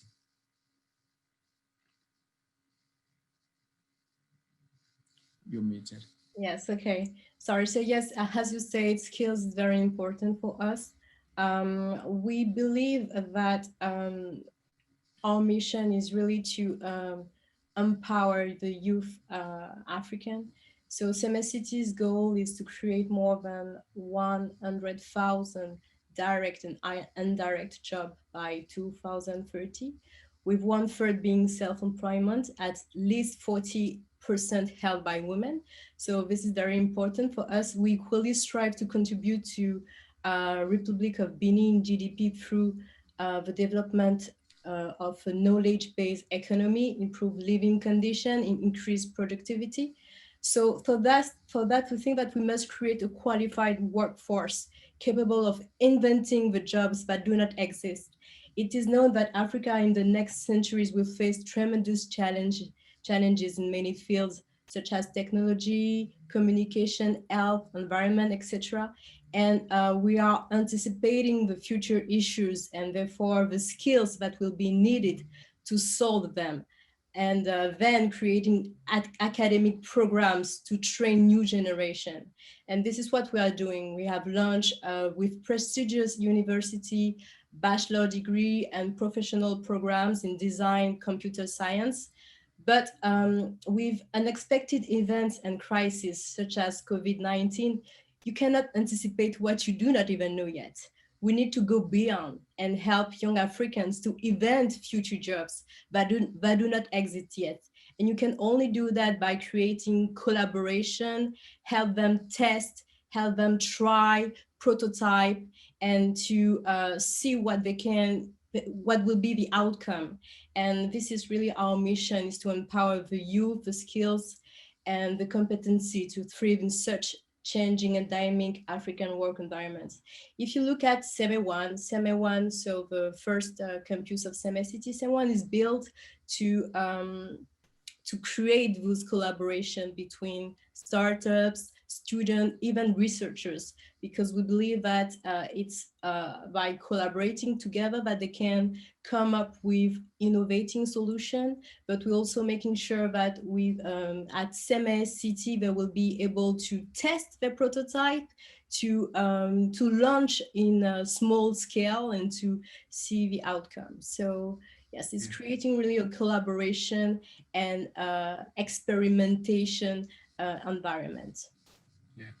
Thanks very much, Olivia. Lukunga, you did mention this collaboration a lot of the times, how this has also made us as ESOs, by that I mean entrepreneurs of our organizations working well together, but also resource remains an issue for organizations, maybe such as yourself, such as us, even at Sloan, and so on.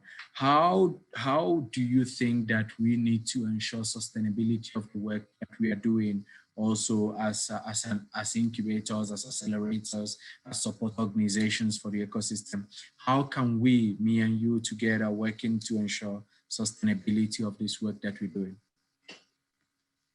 Very good question. And I think, you have to look at this sometimes through the eyes of what Stefan had mentioned when she was talking about all these programs, all these things they're trying to do. It's usually the temptation, and I guess the challenge for a lot of us ESOs, that while you address one part of the ecosystem, you know that depends on another part of the ecosystem, and therefore it's easy for you to be spread very thinly across different areas of your ecosystem, because those are real challenges that need to be addressed. You can't work with startups and expect them, once they leave your space, to somehow find the funding, somehow find talent, and to somehow have an effect on policy and all these other areas. So the challenge is always that there are problems and gaps in the ecosystem, and how we try to address them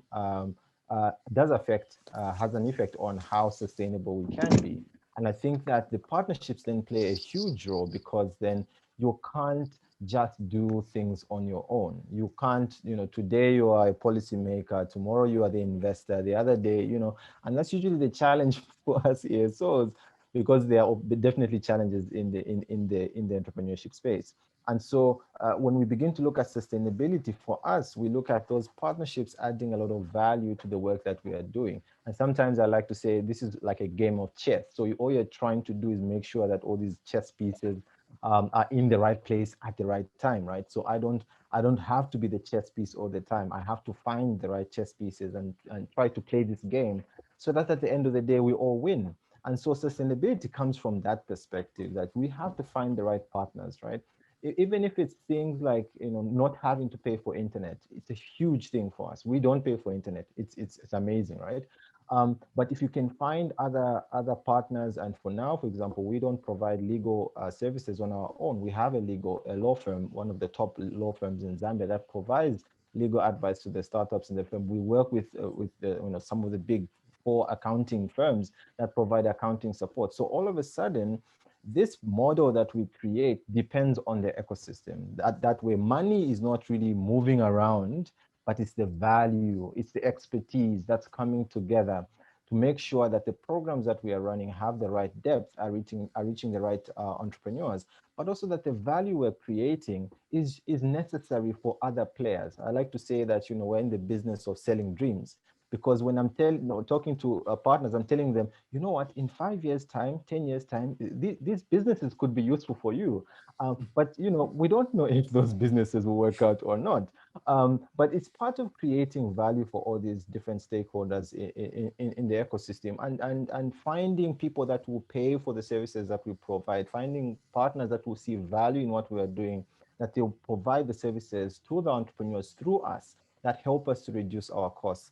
But bottom line, and I like telling a lot of other ASOs this thing, that we are startups, and we should be thinking in those lines as well, because we are businesses. And so we should find the models that work for our contexts.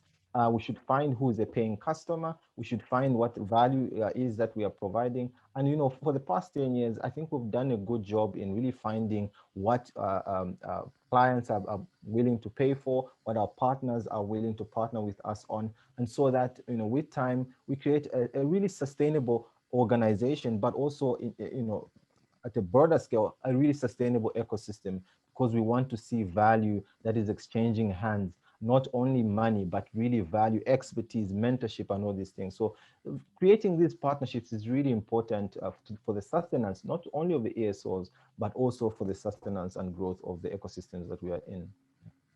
Thanks, Lukonga. So Michael, how can we sell dreams? I mean, Lukonga has mentioned this. How can we sell that Africa dreams? You've seen what has happened in Zim a while ago. You see Nigeria, you see now in Ethiopia and so on. Given even the pandemic we're facing, how can we now come out of this and sell a new Africa dream, a new collaborative effort, attracting foreign investors, attracting foreign partners and so on, attracting even VCs, venture capitalists to say, invest in our African startups. How can we sell this dream?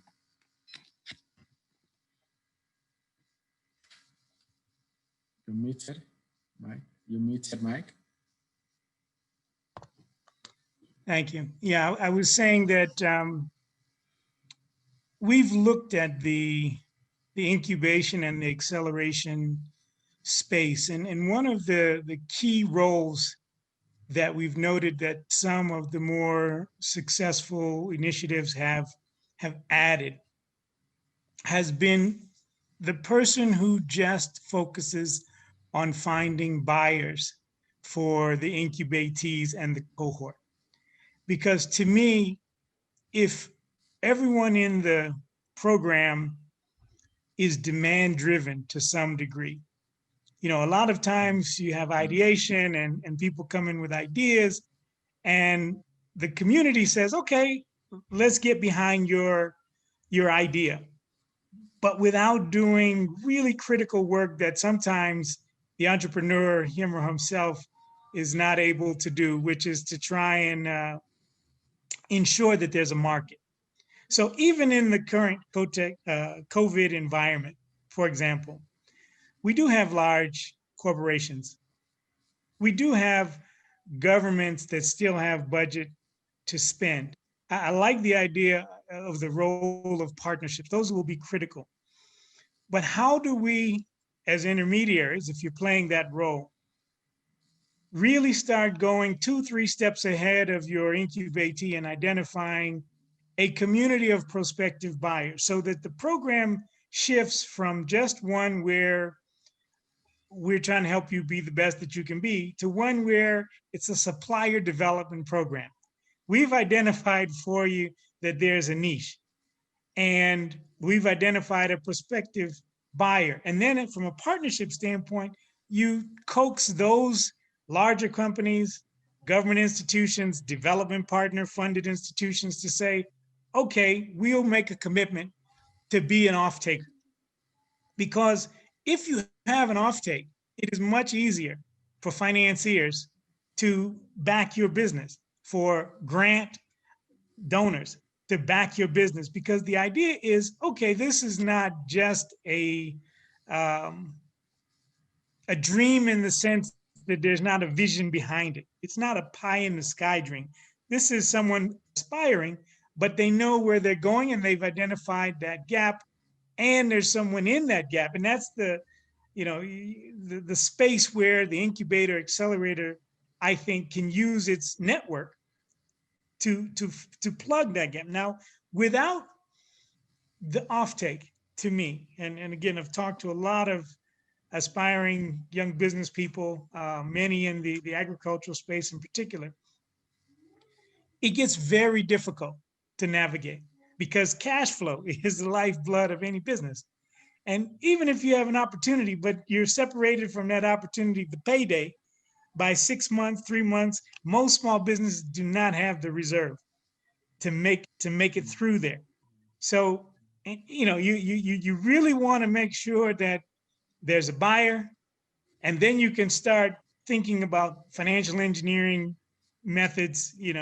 How can we use factoring, for example, and you pay me 85% of the value of the contract, but I get the cash now and I can make payroll and I can pay for my operations, my overhead, etc. So, I do think that if one is in the business of selling dreams, then one has to be in the business of brokering offset opportunities as well, to ensure that those with whom you're working will have at least a fair chance, to get their first order, to get feedback on the quality, look at how they can improve the quantity. And then they start building a track record, and then they can move forward. Thanks, Michael. Looking at creating opportunities, Stephen, there in the strategy document of DIA, of Digital Africa, there is this area where it was mentioned, how do we create big corporates and startups to be able to work together? How do we create that channel? So looking at that, how do you think we can also do that better? I mean, Michael has mentioned this, but our ecosystem in Africa also a bit, and that we've also, we've grown from where we are 5-10 years ago as Africa's ecosystem. But looking at the partnership between big corporates and startups, post-COVID, how do you think we can accelerate that, leveraging also the resources of BA? Yes, thank you, Kizito.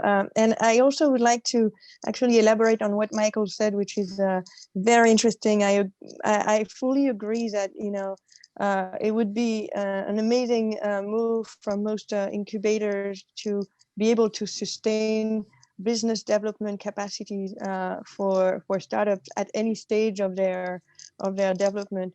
I think it's also, shifting from becoming some sort of like a supplier program. I also think that since that's probably one of the major difference between incubation and innovation spaces and hubs in Africa and in Europe or in North America, because the idea, like finding buyers in Africa is very much something that goes under very different rules than finding buyers in US or European markets. And so I think that this is probably also a great opportunity for Herbs, because definitely we know that digital innovation in Africa is serving some potential markets that are already so massive in terms of users and needs. And the question of the payment, the business model around that is probably one of the major lever to unlock or to crack to really develop that. That said, I would also, just insist also on the necessity for hubs like 22 on Sloan or like Bongo Hives, or to also focus on innovation. And innovation is not necessarily always linked to existing markets to be served. And, new innovation also requires research and skills and creativity and things that are needed to be invented. So just coming back to your question, Kizito, I fully agree that the engagement, the capacity to engage with corporate and larger groups is key for the development of a startup. And we at Digital Africa, we have imagined some, and we are actually experimenting. And I'd love to, bring anybody around the panel to give us feedback on that. But how can we build tool and framework that can support the engagement of a startup and an incubator with corporate? And we believe that this has a lot to do with data and access to data. So, data is a very important component for digital innovation, whether for business owner to, excuse me, can you still hear me? Yeah, we can. Okay, sorry. So for business owner and innovators to test their model, to test the algorithm, to make sure that their product has either a market fit or also can actually that they can find data that is relevant to feed their either recommendation marketplace or so on.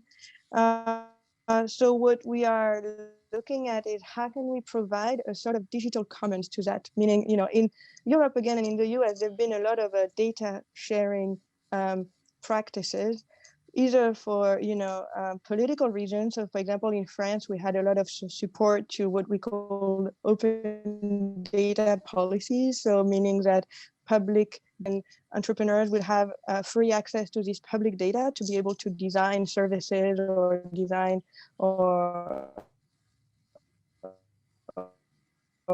elaborate their businesses. And in some other markets, it's more like let's say a commercial practice or competitors, or because you know that you will grow the market by sharing data. So one of the things we're doing at Digital Africa is a project called Data for Digital Africa, and we want to ensure that developers and business innovators can have access to open source data, so that they can improve their revenue and improve their tech solution. And we're starting with a pilot in agriculture. So how can we analyze by an analysis of the product of startup? Can we define what kind of data would be useful to them? So maybe in the agriculture sector, it would be geosatellite data. It could be images. It could be data around weather prediction. And us being a nonprofit organization, we can work with other nonprofit organization or local organization who have access to this data and provide a connector so that it is a digitized also access to data. So this is one of the things we have in mind. But we also, in terms of business development capacity, we also think that it is part of investment. Packaging investment opportunity is not just about finding money or funding around, basically, but it's also mean engaging the startup and the incubators, for example, with capacity to identify some key partner for their own business model, and for us to present them and introduce them. So these are some of the ideas that, yes, we are moving around at Digital Africa to unlock this amazing opportunity around engagement of corporate and international cooperation with very local businesses.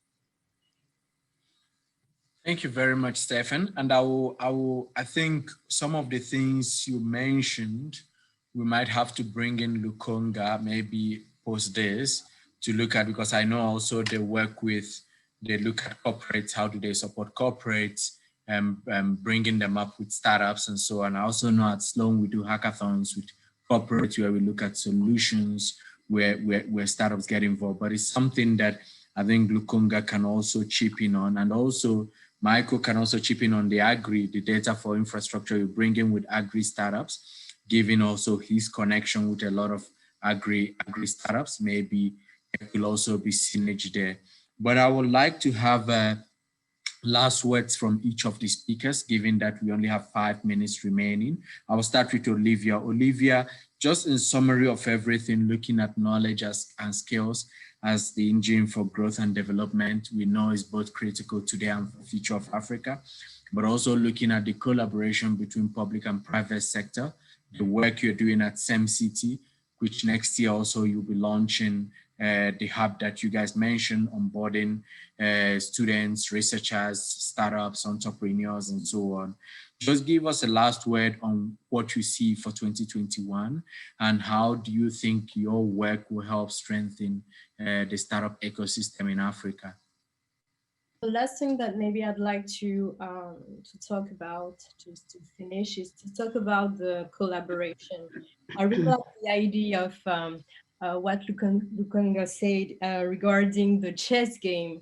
I think it's really our mission to make sure that we have everything in place and to be able to collaborate as well, because when you look at Francophone and Anglophone ecosystem, they are maybe both different, but at the same time we are facing the same challenges. be it attracting the best talent, providing our entrepreneurs with adequate support. So there is much more that various players and ecosystem can do together and learn from each other, because it's about it's not about reinventing the wheel, it's about going further and tackling the same issue. So I'm really eager to look at those collaboration between our different ecosystem and to see how we can create together efficient incubator programs. Thank you very much, Olivia, and I wish you all the best with that. Lukonga, I want to bring you in. Looking at everything you've seen. I mean, incubator, even like us, or ESO like us, also looking at our strategy to say, how do we become more efficient, more effective, but also how do we become leaner?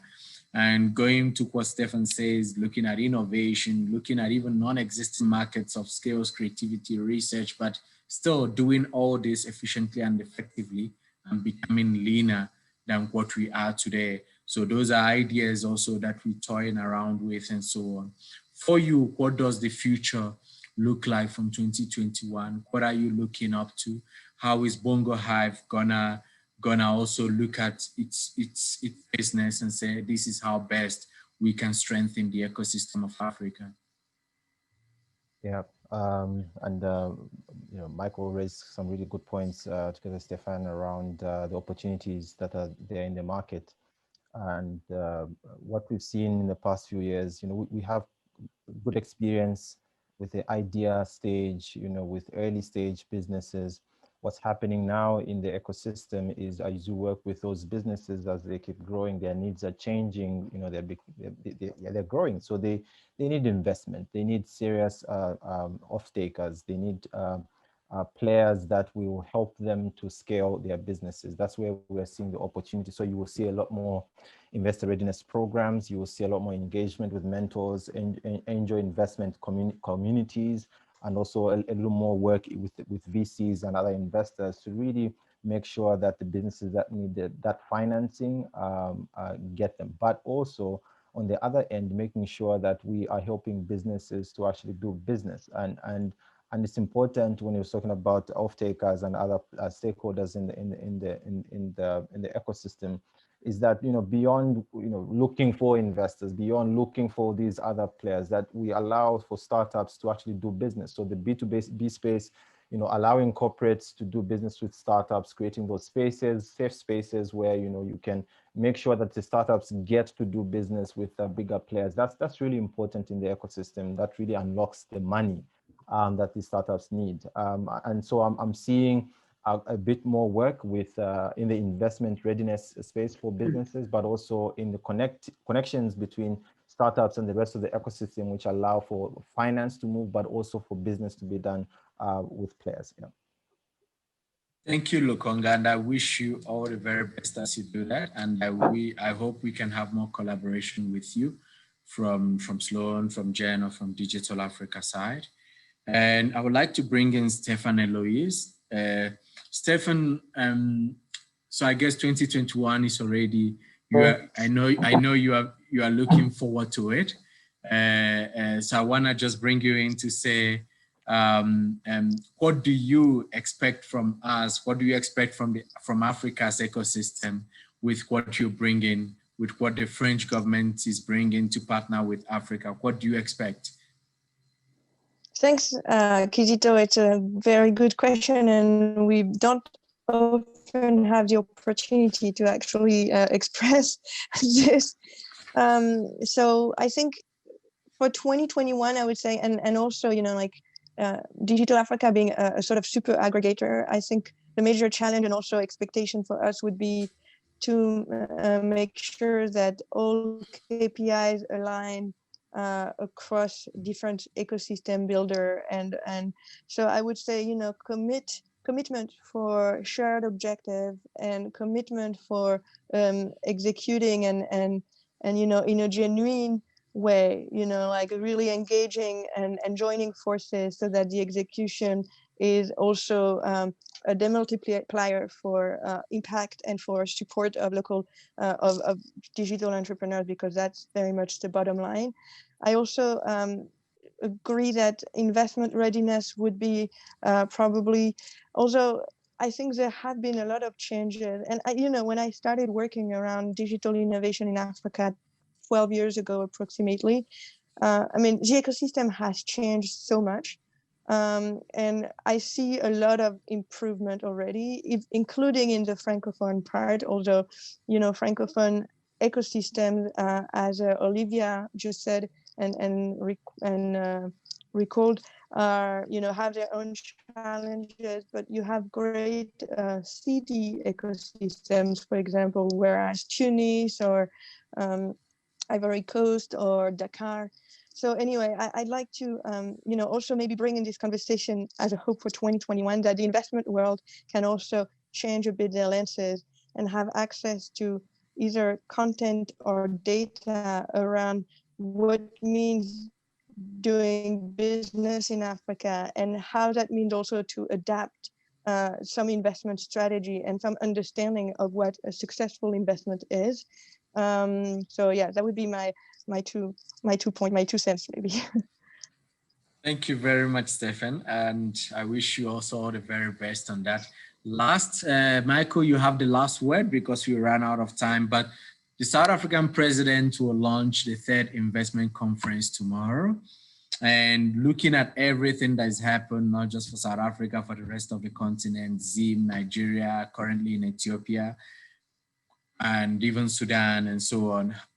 What does 2021 hold for all of us? And how can we build a better Africa and build a stronger startup ecosystem in Africa? Thanks a lot. I guess you saved the toughest question for last. Thank you for that, Kizito. I think that for South Africa, it is imperative to try, as the president will, to secure the actual deployment of the pledges. There have been some, tremendous statements of support from an investment standpoint to South Africa that have yet to materialize. So I think that needs to happen. I think that some of the hotspots that you mentioned that are happening around the continent, really they show the fragility of democracy on the continent and the fact that this has not been an easy year and not been an easy time, which raises people's ire and puts them in a position where they want better. So in a number of countries, Nigeria, you talked about, Ethiopia, you mentioned, Eritrea right next to Ethiopia, Zambia dealing with this debt issue.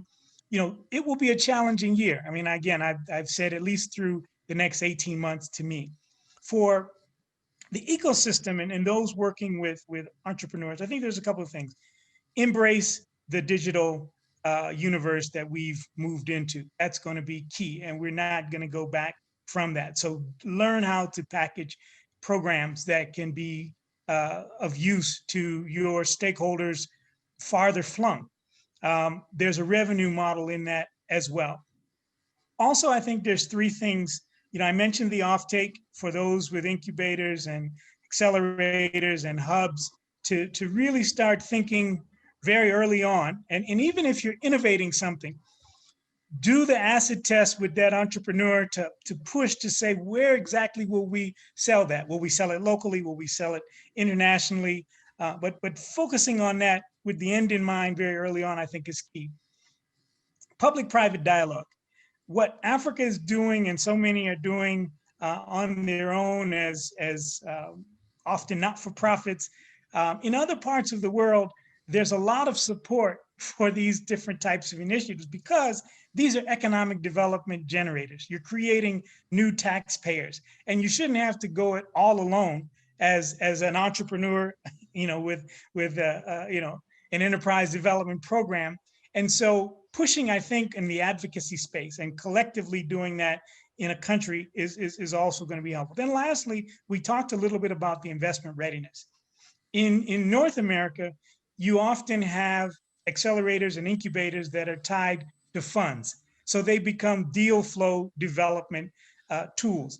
On the continent, you have a disconnect there because the funds are owned by someone else, and then the folks doing the enterprise development are on their own. And it's a bit of a wishing and a hoping that after someone graduates, the cohort can actually find capital.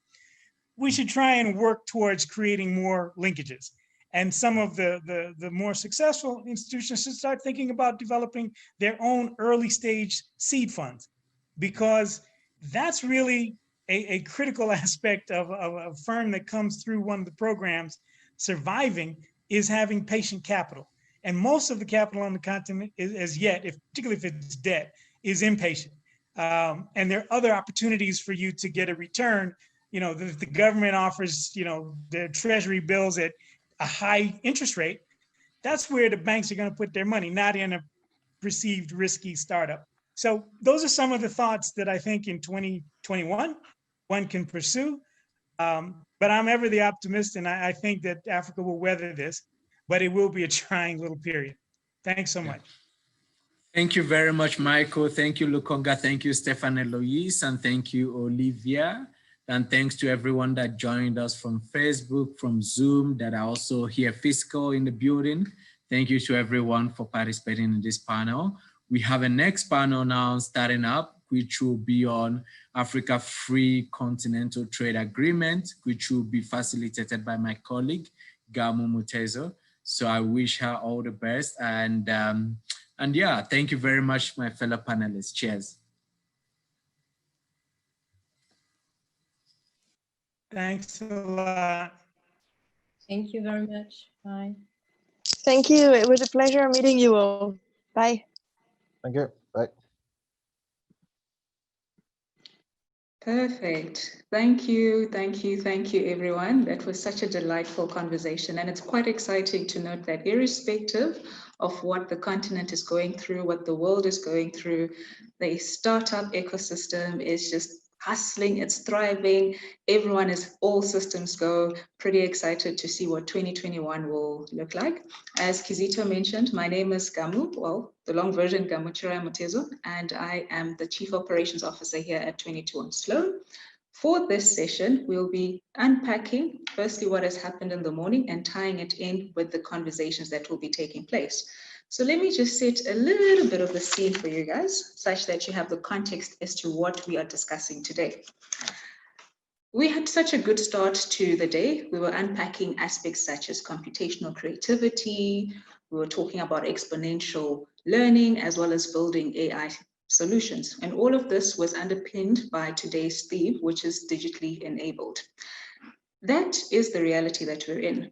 Being digitally enabled is the new order of today. Though the previous session was unpacking how we can strengthen the entrepreneurial ecosystem in light of these disruptions that were brought about by the pandemic. There was a global call for innovative solutions to assist governments to support the healthcare sector, agriculture, manufacturing, and many others. And during this season, we saw that the world is actually globalized. It is borderless, and we are becoming more and more entrepreneurial in our thinking so that we can solve our daily challenges. In this session, we'll talk about how startups can realize the opportunities presented by the African Continental Free Trade Area. As we've seen and heard, today, digital disruption, like I said, is the order of the day. How do we make sure that as startups are harnessing what the digital era has to offer, they can be catalysts for the free trade area?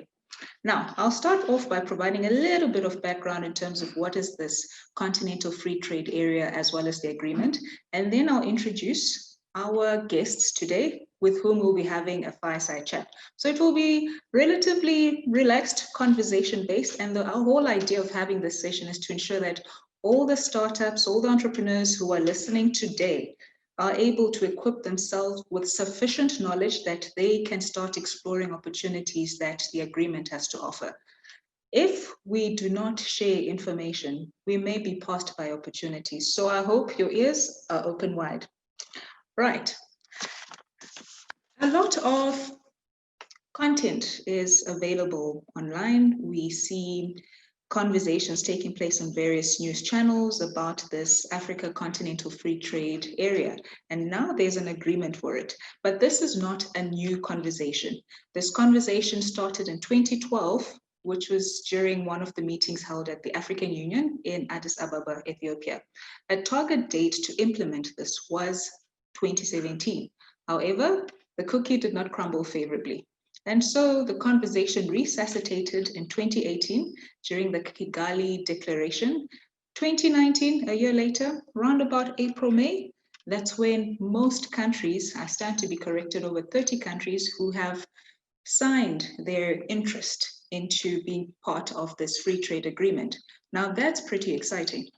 A year later, which is 2020, we were supposed to be seeing how the free trade agreement activities take place. But to some extent, we could argue that where is the voice of the entrepreneurs? Do the entrepreneurs know the role that they need to play within this conversation? Due to the pandemic, the free trade agreement is yet to resume. The proposed date is from the 1st of January 2021. Well, if I look at my time, January is literally 2 weeks away because we're not counting December. But nonetheless, to help me unpack all of these issues and more, making sure that you've got sufficient information to make those beautiful decisions and explore this wonderful continent, I'm joined by 3 wonderful guests. I'll present who they are and I'll ask them to briefly introduce themselves as soon as I've gone through the list. So firstly, I've got Hafu Torre-Sam, and she's the Business Development Consultant at the African Development Bank. I also have Michael Goldberg, the Executive Director of the Veal Institute for Entrepreneurship, as well as Ganesh Rasagam, who's the lead private sector specialist from the World Bank. So I'll start off with you, Hafu. Please tell us who you are and what your day-to-day activities entail. From there, we'll move on to Michael and Ganesh. This background. Hello, everyone. I'm Hafu. Torre-Sam, as she said. I'm currently working at the African Development Bank based here in Abidjan. Prior to that, I was working with, actually spent some time at IFC with the World Bank in DC. And then before that, I was at Deloitte, where I was a financial advisory consultant. Currently, I split my time between the African Development Bank as well as with HTS Partners, which is an advisory firm that focuses exactly on SMEs and small businesses, providing them with technical advisory, fundraising, and all of the related activities. Yeah, so that's a bit about me. Educational wise, I have an MBA from Wharton and an MPA from the Harvard Kennedy School. Thank you. Perfect. Thanks, Hafu. Off to you, Michael. Well, great. Good afternoon to my friends in South Africa or the African continent, and good morning to those of us in the US. My name is Michael Goldberg. I am the Executive Director of the Veal Institute for Entrepreneurship at Case Western Reserve University, where I also teach courses on entrepreneurship. I have South Africa in my background. I spent 3 years right out of university after I graduated from Princeton, living and working in the Western Cape. I spent a year teaching in a rural school the year before the elections, and then worked for an NGO funded by USAID, focused on voter education. So worked on South Africa's first democratic elections in '94. And then the local government elections in '95. Then I came back to the US. I'm also a Wharton alum. I did an MBA and a master's in international affairs, and I've worked in tech at places like Microsoft and AOL and venture capital before landing at my current role at a university. And it's great to be here. One just quick note, I have a number of students that are joining today. We are doing a course this semester in partnership with the University of the Western Cape and the American Corner, that's part of the US consulate in Cape Town, where we're looking at kind of applying some of the lessons learned from our experience in Cleveland as it might apply to supporting startups in South Africa. Perfect. Thank you so much, Michael. Hi, I'm Ganesh. I'm based in the World Bank, for the World Bank in Pretoria, South Africa since February this year. And I moved here from Washington, DC. I cover the finance, competitiveness, and innovation agenda for the 5 SACU countries, besides South Africa, Lesotho, Botswana, Namibia, Eswatini.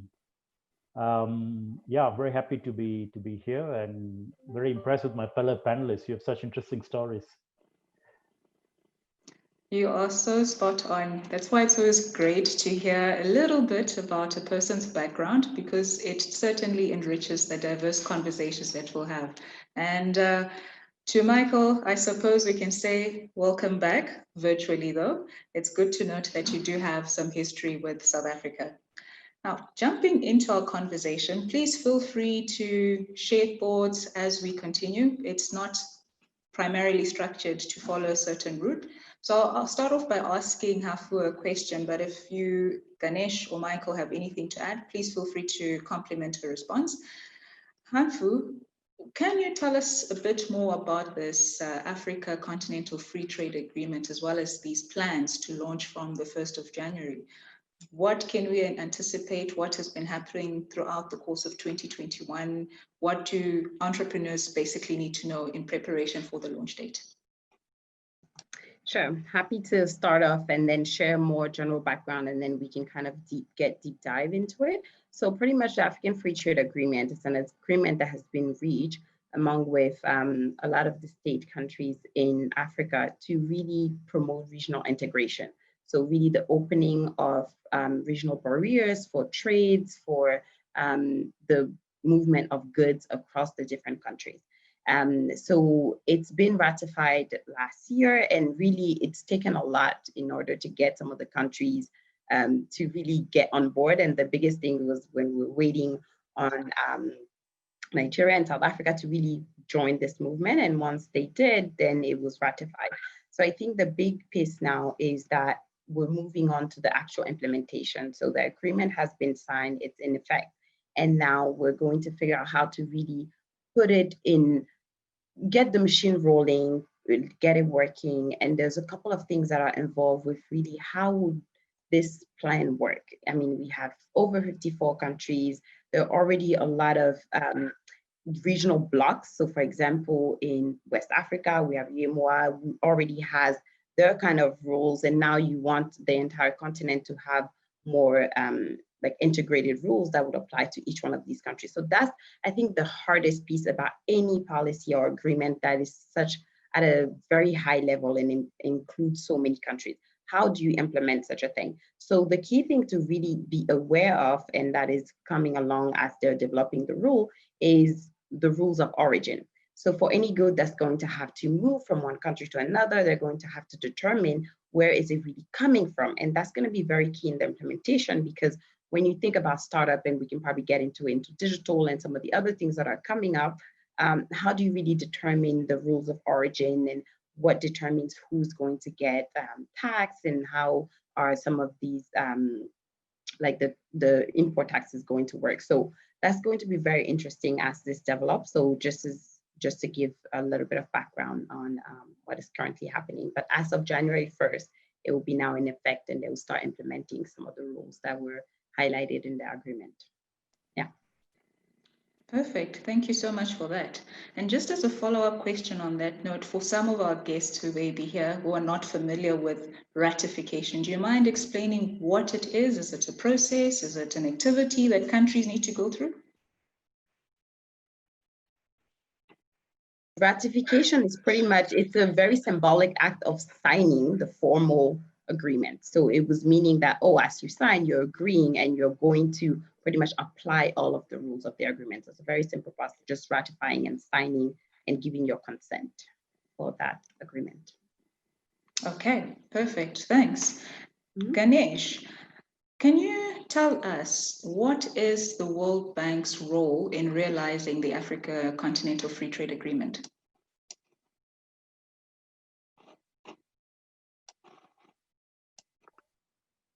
Oh, that sounds like a subject for another webinar. But you're right.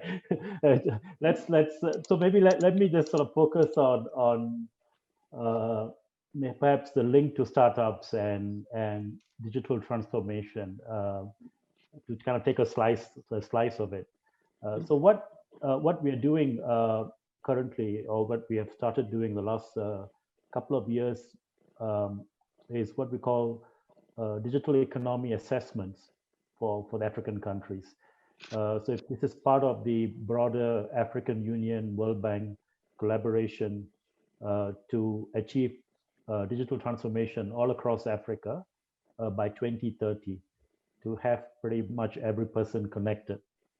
That's the target. And as part of achieving that target, we're carrying out these digital assessments. We've carried them out in about 20 countries now. And in Southern Africa, we've carried them out in South Africa, Lesotho, Eswatini, and currently we're working on one on Botswana and next year on Namibia. So what are these digital economy assessments? They look at in each of these countries, they look at the digital economy along 5 pillars. The first pillar is on infrastructure and connectivity, access to broadband connections primarily. The second is on public sector digital platforms, government to people, government to business digital services, and e-government applications. The third pillar is on digital financial services, mobile payments, mobile money, and facilitating digital transactions. The fourth pillar is on digital business, which broadly covers digital entrepreneurship, as well as private sector digital platforms, including shared economy opportunities, e-commerce, and so forth. And the fifth pillar is on skills, digital skills that pretty much cut across all these pillars, the need for digital skills.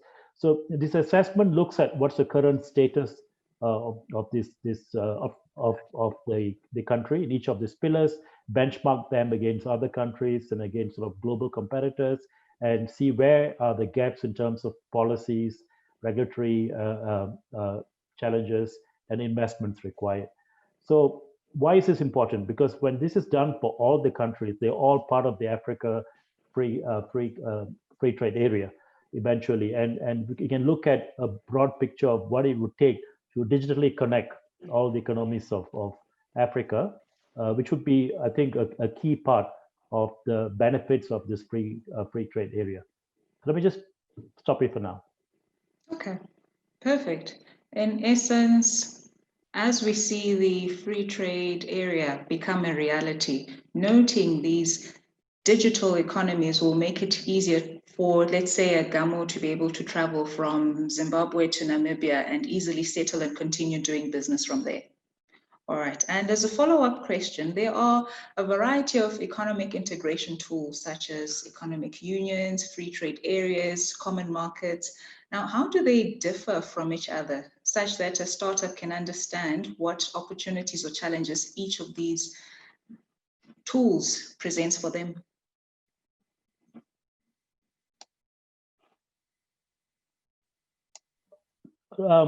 If you look at and I don't have it with me, but what we have tried to do is to map all the different regional cooperation agreements in Africa, in sub-Saharan Africa, and it's a maze.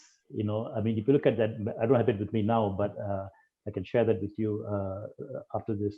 So it's very confusing, and there are many overlapping sort of agreements and so forth. So one thing that the Africa free trade area can achieve is to simplify, clarify, and harmonize all these different agreements that are in place now. And that would make life easier for governments, for the private sector, for startups, for everyone. Because then we have a harmonized regime that supersedes, hopefully, all the other sort of agreements that are in place currently. That kind of all, more or less want to achieve the same outcomes. So that's sort of my first reaction. My second point is maybe just to be a little provocative, perhaps, is I think if you're a startup, an entrepreneur, and you're looking at what you can benefit from these trade agreements, you have to be proactive and get ahead of the game. You can't wait for these agreements to be ratified, to be in place, and everything is signed and delivered before you realize that, okay, this is what do I do next? You have to you have to do it now. You have to start making connections now. You have to reach across countries and connect to other accelerators, incubators, people in the ecosystem. And the time to do it is now. It's not to wait for these agreements all to be in place and everything is signed and delivered. No, spot on. I like that call to action to say, irrespective of how long it takes to actually get the ball rolling, equip yourself with information and explore what the continent has to offer in terms of business opportunities. Michael, I just want to set a scenario for you here, right? The United States of America has 50 states, and Africa has 54 member states within the African Union, right?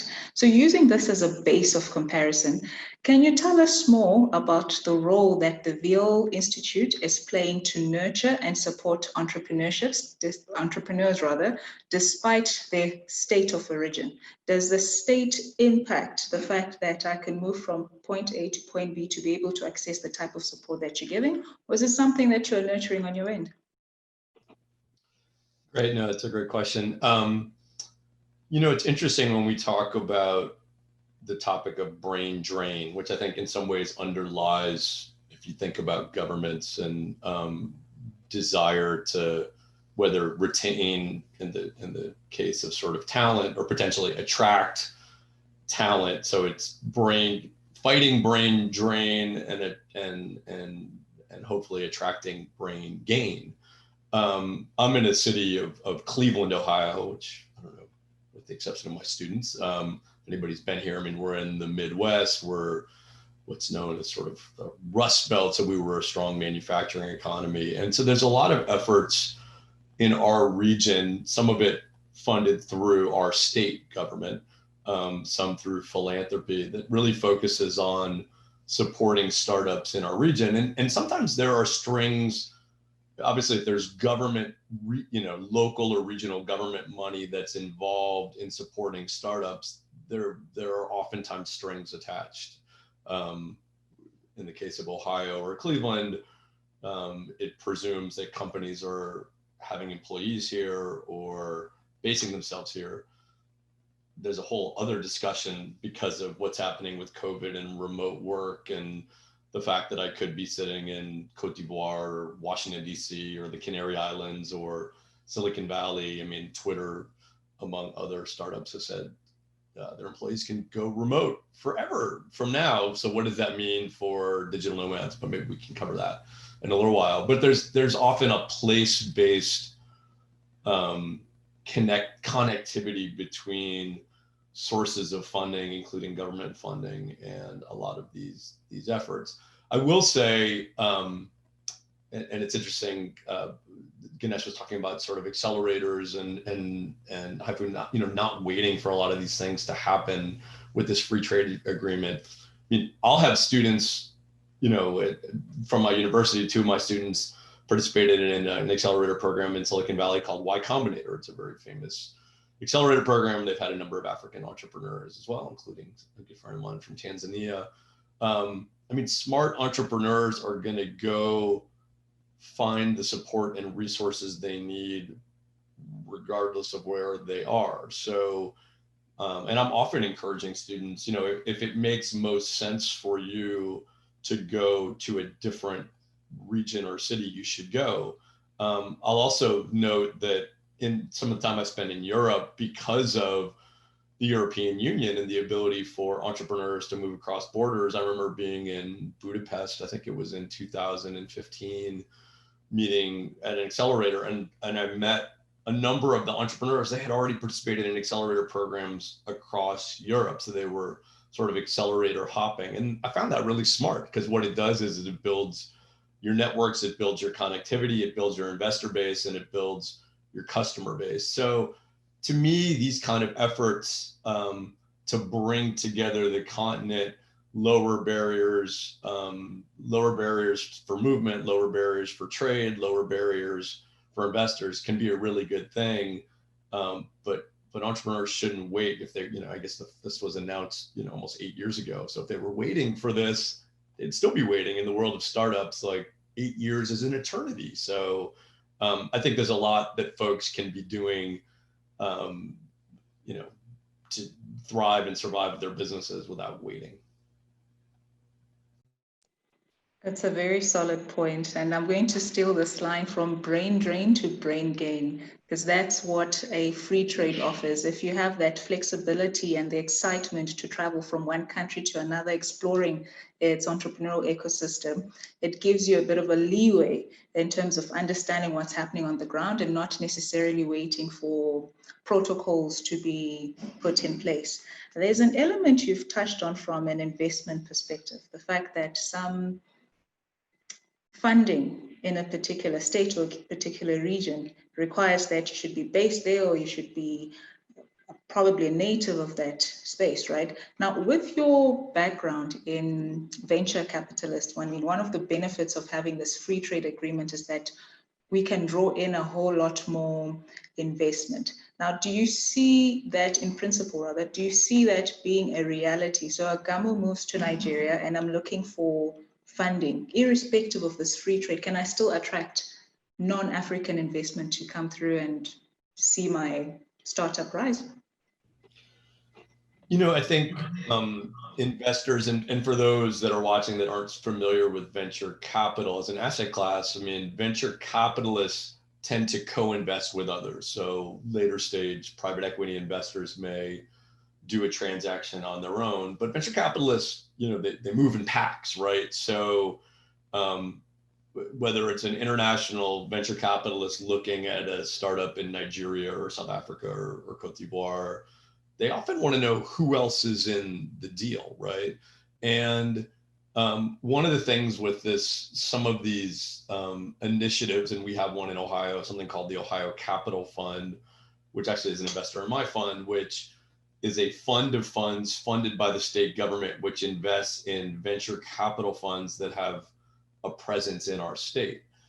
You know, you have to be a little bit careful with the perception of some of these things. So if a international investor is sort of saying, okay, I'm looking at, you know, Haifu's company and it sounds exciting. And I'm like, oh, who are your other investors? And it's a bunch of funds or government backed entities. That may sort of raise a little bit more like, oh, okay, that's not a pure private sector based investor that's focused on returns. It's not to say that it can't be good, these funds, but again, oftentimes there are strings attached to government-based funding and initiatives. And I think smart investors will sort of look at who's in the syndicate, and that will sort of go into it. It's not to say that they won't co-invest alongside investors that, you know, may have a link to governments, but it's just something they would consider. If it's all, you know, we compare that to Silicon Valley, and, you know, if somebody's doing a fundraise in San Francisco, you know, the state of California doesn't have a fund of funds that's investing in the space. It's all private venture angels that are doing this. So it's just something I think for African entrepreneurs to consider, because it adds a little bit of complexity.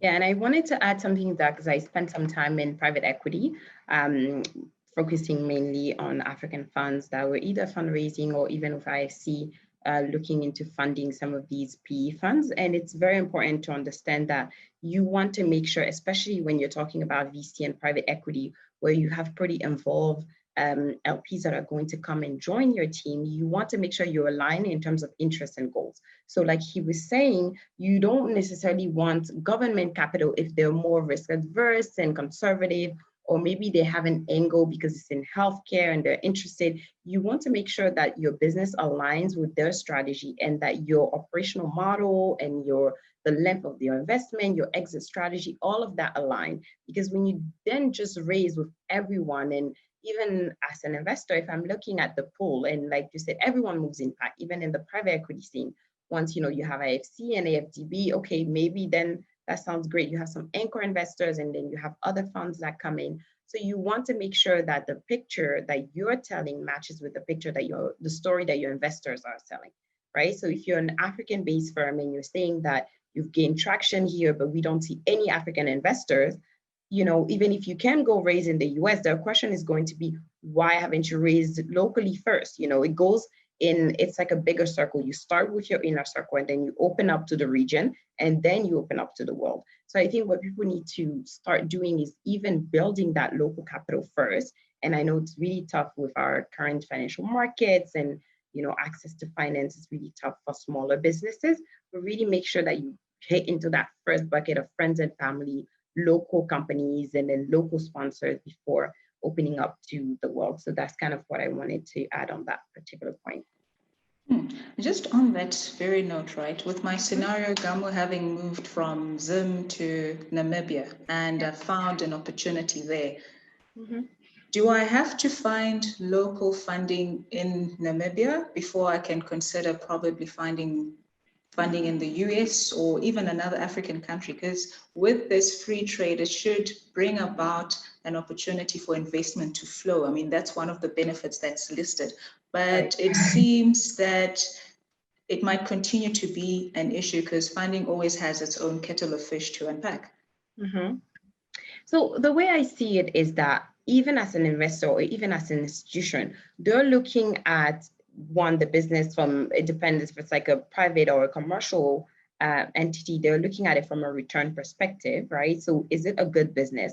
Is it going to grow? How is it performing? And that's from a very strictly performance and result-based approach. And then the second piece is also in terms of, like I was saying earlier, interest and whether they know the market you're in. So let's say you're in Namibia, and like you were saying, you want to raise in Kenya or in Tanzania. If your plan is to eventually grow into these different countries, then great, you should be able to fundraise across that Eastern region. But if you're looking to stay in that country, then what is their vested interest in terms of, unless maybe it's like a globally minded organization who's generally interested into each one of these countries and they think it's a great business model, you want to make sure that there's a story and that it ties to also what they're doing. Now, with the free trade agreement, if you are a startup, the goal is even not to just be in one country, right? It's to make it open enough because we have so many small countries in Africa. Let's talk about the Francophone area. I'm from Cote d'Ivoire. And when you take Cote d'Ivoire as alone, we're getting there. So we're, more stability and we're really growing in terms of our economy. But when you take Ivory Coast alone with 22 million people, it's very small. But when you add Senegal, you add Mali, you add Burkina Faso, and you add some of these other Francophone countries, then you have a really stronger pull. And when you start being able to sell, and you're saying that you're selling in 5 of these countries, I mean, you should be able to raise in each one of them, plus, someone in the South and West and North, So I think this is what the free trade should allow you to not only think about the country you're based in, but all of the surrounding countries, and then go and look for capital in those other places, but make sure that there's a connection between where you get the capital and your business. Okay, I'm delighted to know that my business can continue and I will not be impeded because of the okay. Michael, Ganesh, anything else to add on that point? Right. Now we are talking about money, okay? So Gamo needs to transfer money from Namibia to Kenya and then probably to Ivory Coast. The issue around remittances is a bone of contention amongst especially small businesses because certain rules and regulations of reserve banks or private banks and government institutions can literally hold one by the neck. How will that pan out for the small guy come January 2021? So anyone can take a stab at this. I want it to be an open-ended question because different angles can assist us to make better decisions as the startups.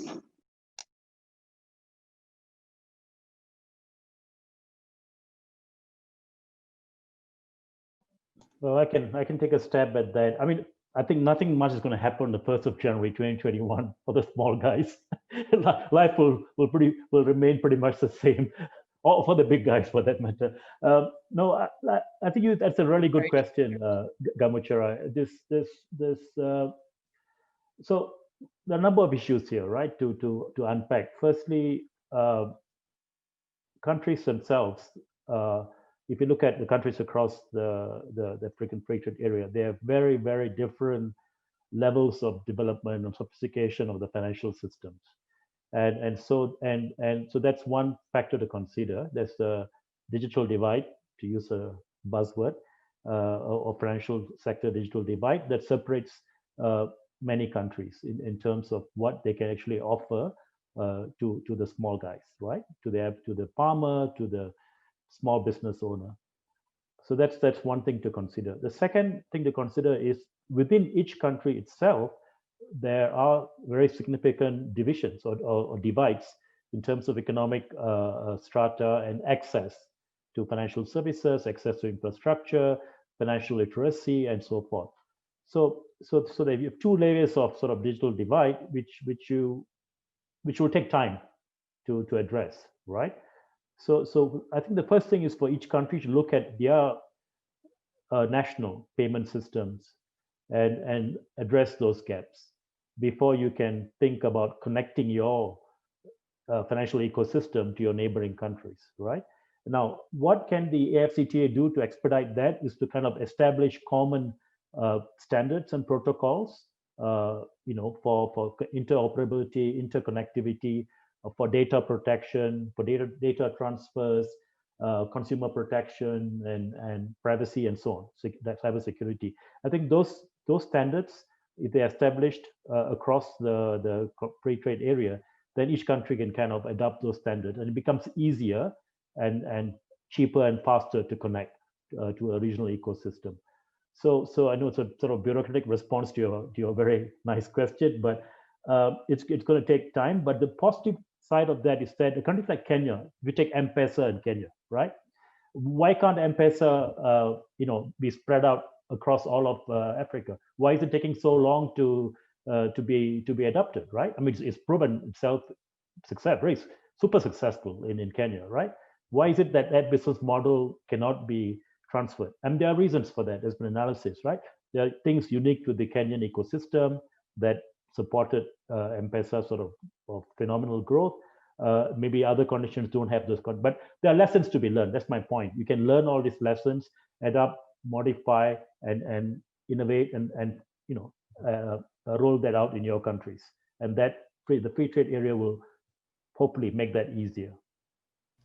One comment I'll add, and thanks for that overview, Ganesh, is, and our entrepreneurs who are probably watching can appreciate this. Like, entrepreneurs are impatient, and I say that in like the most complimentary way. So like, we're talking about kind of the promise of the free trade agreement and what might happen, and there's going to be benefits probably around incorporation and things like that. But like, entrepreneurs are in a hurry. So, any entrepreneur that's sort of waiting for the fruits of these kind of agreements to happen and how it might benefit them. I mean, they're trying to meet payroll. They're, working in these crazy pandemic times where maybe their business has been sort of turned upside down, or maybe,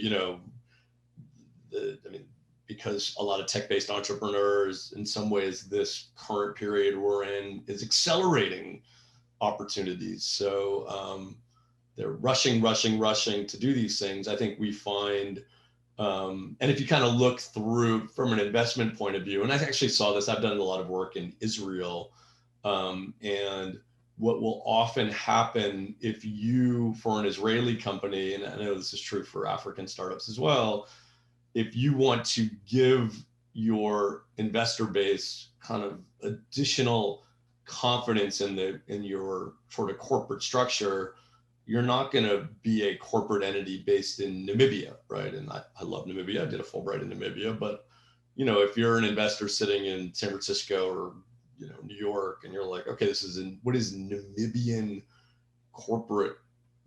What does this mean? If all of a sudden the investments go south, how do I get my money out of Namibia? Versus a Namibian entrepreneur, or a Tanzanian entrepreneur registering their company, or an Israeli entrepreneur, and sort of some of the cases that I saw, registering their company in the US and Delaware, right? That provides additional confidence if you're trying to attract outside investment, and Haifu probably has more perspective on this as well, where, so I think it's interesting. Like, my sense would be that a free trade agreement like this long-term is going to provide greater confidence among investors in the continent, greater confidence in, the sort of corporate laws that underlie, they're, sort of de-risking some of these things. But like, in the meantime, my guess is, and I don't know it, like I put a link to Benji Fernandez's company Nala in the chat. Like, I'm not, and I'm not sure of this. Like, My guess is if Benji did Y Combinator and is attracting capital from the US, he may very well be doing that as a US corporate entity. I'm not sure, but I think a lot of African entrepreneurs, particularly ones with sort of deep global networks, are oftentimes taking advantage, and I don't mean in the best sense of the word, but what they know, and it's like, hey, I'm going to set up a US corporation in order, with all my people based in Tanzania or Namibia, to sort of give my international investor base more confidence in this company. Yeah, I'm glad you pointed out to Benji's company, for example. So like you said, he went to Stanford, so he understands the American system, and he can tell the story of his company in a way that it would appeal to American investors, right? So versus someone who just like started his companies, is realizing that he can't raise in Africa locally and just hop on a plane and think he can just go and raise in Silicon Valley because there's money there. That's not really how it works. Now, in terms of the transfer of money and what Ganesh was speaking about M-Pesa and some of the digital and mobile banking resource, what has been happening is that M-Pesa has had great success in Kenya. And when we think about West Africa and some of the other regions, we've had huge telecom companies like Orange and MTN come into that space. And this is what we use for our mobile banking, right? But what I hope the African Free Trade Agreement will do, and like they've both alluded to, nothing will happen on January 1st, 2021, and I don't even think 2022. I'm just being real, it's going to take some time. So what it will help though is consolidation. We need more consolidation. We can't have each individual country doing their own thing, because what that leads to is a lot of small companies that are not necessarily bankable. What we want to start seeing is those startups growing and scaling and getting to, the Google, and eventually we can have a really moving startup scene, because we've seen a clear path to larger companies and bigger companies. So what I hope the agreement will do is having, Orange, Cote d'Ivoire, and Senegal, and all of these other ones come together, and M-Pesa, moving into some of these other places in East Africa and even all the way to the West. And then whatever they're using in the North or in the South, we can kind of start seeing more like, merging there. And then the next point is really, we already have been moving money across the continent for years and years. And what is a pity is that they're kind of being left out of the game. The Western Union, MoneyGram, and all of these other places, for the longest time, that's all we had, right? So how are these, they already have a network because they're in every little town, every city. How are they innovating and working with even the digital space, or looking to really explore other ways of money moving from one place to another? And one thing that could be is that, I know when you send it within a country, it's cheaper, but with this agreement, if it could be, the same rate to send it to any country in Africa, that's already a big gain, because sometimes people actually want to see the physical cash. And that could also be another area where they can see an improvement thanks to this agreement. So, yeah. Okay, that presents exciting opportunities for the fintech startups, knowing that there are all these issues and complications, they're actually opportunities. We have a question from Noah, and the question is as follows. What is the role of business chambers and association within realizing the implementation of this free trade agreement? How can a business chamber assist the World Bank, African Development Bank, etc.? So I reckon, Ganesh, you could take that, and then the rest of the team can add on. No, that's a great question, Noah. Thank you. And that's so important to have this private sector connections, across the continent, because it's really important that private sector plays a leadership role in the rolling out of the free trade agreement, because they are the ones who are going to make this work in terms of trade and investments and opportunities. And so these connections between private sector business associations is important. So maybe I can just share something that we are trying to do here in Southern Africa. Is we are trying to enable setting up of a Southern African startup network to connect the ecosystem of the 5 SAFU countries initially, and then we'll see how it goes. The idea being to connect, for example, an entrepreneur in Namibia to an accelerator in South Africa, right? I mean, somewhat is already happening, not to say it's not happening now, but whether we can enhance those connections and strengthen collaboration and sharing of ideas and flow of resources. So this is something that we are trying to do in South Africa, Southern Africa. Hopefully in 2021 we will be able to get it off the ground. That's one of my challenges for 2021. And we are modeling this after what we had supported in the Maghreb region. They have a Maghreb setup network which is functioning pretty well in terms of making it easier for startups in the region to invest across, to attract funding across borders, to access regional markets and so on. So that's just one example of what is feasible and we should do more of. Thank you. Hafu, you wanted to add to that? You're all good. All right. Michael, coming back to you, right? Some of the key issues that are being discussed is lowering of tariffs, as well as having uniform standards and intellectual property. I mean, like I said, I'm operating in Namibia and I do business in Tanzania as well as Ivory Coast. What are your thoughts, particularly for entrepreneurs to keep in mind when it comes to issues such as IP? I mean, it also ties in to a point you mentioned earlier about registering in the US. If you want to do business with Americans and you want to look for American investment, at least acclimatize yourself to that culture.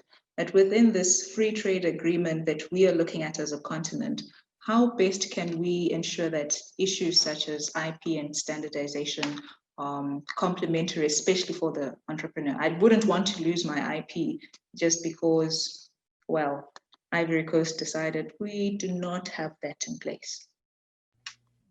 Great, and it's a good question.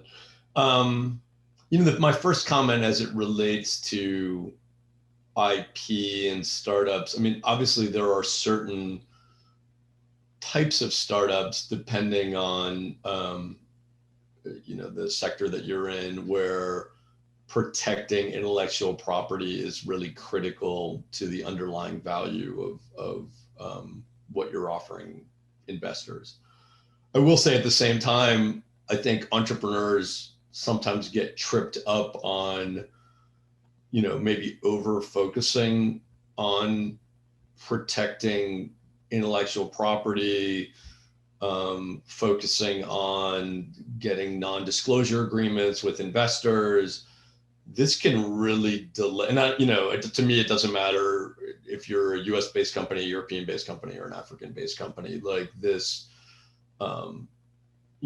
some entrepreneurs kind of overly obsess about protecting what they have, and it really slows things down. And frankly, their ability to protect and defend this IP in a global marketplace may be limited. So many startups, and again, whether they're African-based or other parts of the world, it's really based on execution. And oftentimes there's a market opportunity and you have to sort of move fast.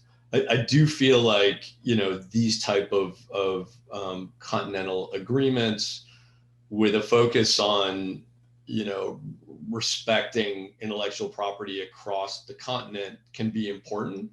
Again, I think it comes back to sort of giving investors confidence in what you're doing. But I think ultimately, there's still, and I know this a bit from investing in the medical space, getting US approvals or European approvals around IP may be more important in the long run than what an African entrepreneur would do on the continent. If indeed you're both trying to get into these markets, obviously if it's in the healthcare space, in addition to intellectual property, you need regulatory approval. That's a whole nother set of approvals. So, my hope would be that these type of continental agreements begin to sort of lower the friction for entrepreneurs in trying to navigate between African countries and also between the continent and the global marketplace. But it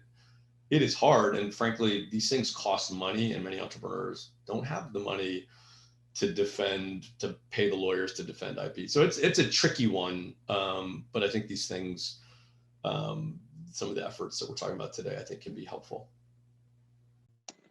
Okay, I hear you. So it's a case of first to market, right? Every day something is always coming up. I can start producing my product today or offer my service today, but if I'm not quick to market within the continent, it could disappear. However, I should just keep in mind that in the medium to long term, depending on the extent to which I actually want to realize this product or the service, I should consider following the necessary protocol from an IP and standardization perspective. Now, with that in mind, coming to you, Hafu, are you able to share with us some of these aspects within the free trade agreement around standardizations and IP related issues? I'm not sure about like IP related issue or any of the greater detail around that, but I think, for example, even during the ratification process, each country kind of brings in their own instruments and how they're planning and what part of it and all of that they're planning to do. So the goal is really to eventually have not only, bring down all of the barriers and the tariffs and all of that, but in terms of like process across from one country to another, make it a bit more standard. So for example, if I'm moving goods from here to Senegal right now, because of the UMOA and some of the other agreement, it's rather straightforward. Now, as soon as I try to go to Nigeria, which is another neighboring country, it's completely different. So the goal is that now that when this is implemented, which will take some time, it will be standard across.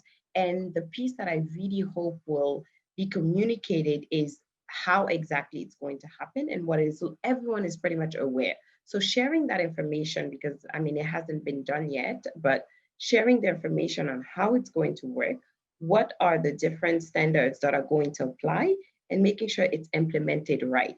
Because once we've written down the standards, we've communicated on them, making sure that each one of these countries have the resources to implement it in the right way. Because in the beginning, a lot of the discussions around, tariffs and corruption and some of these discussions in Africa is that there is a lot of idle points for these transactions to happen. Going by road from Cote d'Ivoire to Burkina Faso, you have at least 20 stops that are unregulated where some of these transactions can happen. So at first, when you decide to bring down those barriers, there are going to be critical people that are going to lose from a system that wasn't very well, worked before. So you have to make sure that they're part of this implementation and they can understand what they have to gain in the future. So making sure that those standards are applicable and are, supported not only with the technical skill, but with the financial skills to make sure that they can operate and run these standards across all barriers. So that's kind of on the making sure that, the standard cuts across. I do still have some doubt because, each one of these countries is completely different. They have different levels of development, different levels of, some countries are more business friendly than others. So having a complete uniform standard across all 54 countries, highly doubted, but making sure that it's all encompassing for a good number of them and that there's room to kind of wiggle around for different types of regulations and rules for different countries. So it's kind of my take on standardization. To your point around standards, literally yesterday I was having a conversation with my colleague and I was just expressing to him my worry about this implementation, right? Most African countries have a relationship with China. I mean, a lot of memes and jokes go around showing China as, well, shaped in the African continent. Like that is the country, given those trade relations. Now, once this takes into effect, right, what will that relationship look like? And also this applies to the relationship with the United States. I mean, Power Africa, just to name one. There's also AGOA, just to name the second. What will those relationships look like, guys? How will I fit in? Because most of my raw material I'm importing from China. And then when it comes to my target market is between, let's say, the States and Africa. I'm also importing some raw material from the States. What do I do? That's the mic. Well, I'll make one comment on the US, given our election of last week. I mean, I think you will see with the Biden administration, a very different and more traditional approach to foreign policy. Hey, I mean, our current president said, referred to African countries and used, the S word. So, I mean, that sort of rhetoric is not helpful for trade relationships. It's not helpful as we respect. And frankly, putting respect aside, I mean, the African continent and the growth opportunity is tremendously important. And the fact that China and sort of geopolitics has been investing deeply in building relationships. And, I think the US has certainly at a federal government level sort of took our eyes off that opportunity. So, I fully expect the Biden administration to be focused on that. I mean, we've lost ground. I mean, I think in the startup world, we still remain, I think, the United States, a very highly respected, important engine for supporting and helping grow startups. So I'm very hopeful that our change in administration will kind of deepen and focus on important things. And I mean, and I think we have a commitment and a longstanding commitment to supporting the growth of our allies and friends on the continent. So I'm putting politics. I mean, I'm thrilled about the opportunities now with this new administration, and it's gonna, January 20th can't come soon enough. But so I'm really, I think from a federal level, you'll see a lot of focus and activity, because the last 4 years, we've had great work of our career, foreign service and sort of moving things forward. I mean, on some levels, things continue to move, but I think that there's some big opportunities from the US in the next 4 years. So, Muchirai, I won't talk about specific countries. No, thanks for that, Mike. It was really encouraging, very uplifting.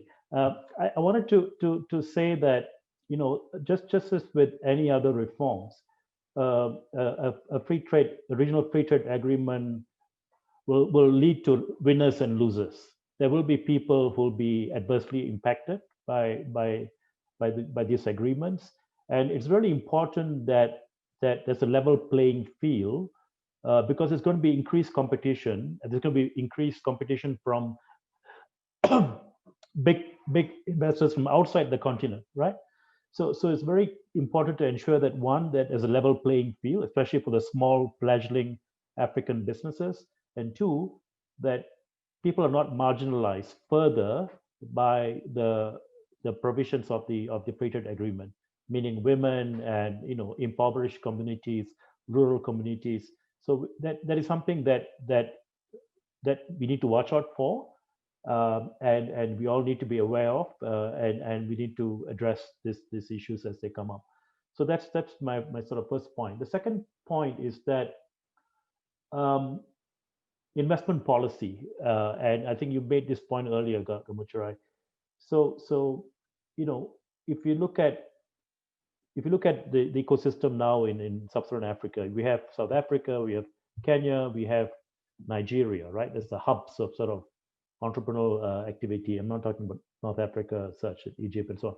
But if you look at, there is potential that you create sort of these centers of excellence, mini Silicon Valleys, let's say, in these places, right? Which attract talent from all over the world and across Africa, right? And so which means that any entrepreneur with a bright idea can move to, say, Cape Town, January the 1st, and be treated the same way as a South African, right? And have access to resources and support. And that entrepreneur could create a business that can be scaled across the continent and affect the lives of millions of people. So those opportunities are there, but that requires a lot of spade work. And the entrepreneurs themselves need to start organizing and start pushing for this sort of ideas to take root. I'll just stop there. I quickly want to jump on what Ganesh said, because exactly what you said exists in South Africa. When we went to Cape Town with, we have this it's like a GMC, it's a Global Modular course where you go to a city and then you get to meet with people in the ecosystem. And that's exactly how they call it. It's like a Cape Town venture incubator where lots of foreigners that have moved to South Africa have kind of gathered in this really bright building space, really cool, like working environment, very Google-like, where they get to work together. And it was very interesting, some of the innovations that were happening. But one thing that was striking to me, and I'm really glad that our conversation has alluded there, I was in South Africa, in Cape Town, granted a very prosperous area, but there wasn't that much true African representation. The speaker had moved from the UK, and then there were lots of foreigners, lots of expats that had moved to South Africa, one or three South Africans, and then a Nigerian and a Kenyan. So part of it is also bringing other countries to these type of platforms, countries that are, for example, French speaking, that have a really big language barrier, and not creating these spaces for the same what I'm saying is people that would have already have access to it in their region, but making sure that we're making it as inclusive as possible. So bringing people from different regions, bringing women, bringing people from rural areas, because they also have solution that will, 1/3 of the country is living in poverty. So when you have a certain class and a certain type of people, they're looking for solution for a certain type of people as well. So we need to make these spaces more inclusive. And that was very shocking to me in terms of the diversity in those places and how some countries were not even represented. And this was here in Africa. So inclusivity, bringing other regions that have, other language and speaking other language to the mix in rural areas should definitely be a big portion of any of these type of initiatives. Yeah. What a sound ending. Like, it was just so perfect to why we're having this.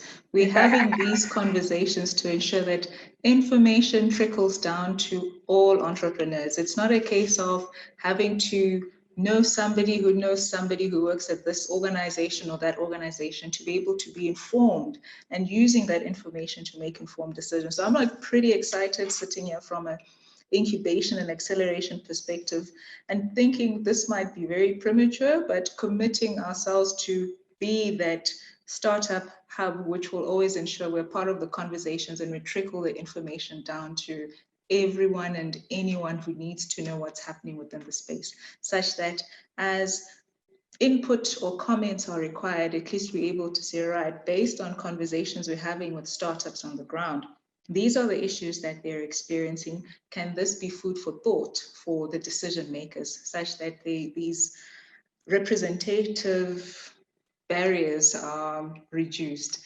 Now, as we conclude this entire conversation, I've got a question that I would really like each and every one of you to pour your heart and soul into, because this is mainly for the startups, it's for the entrepreneurs, all right?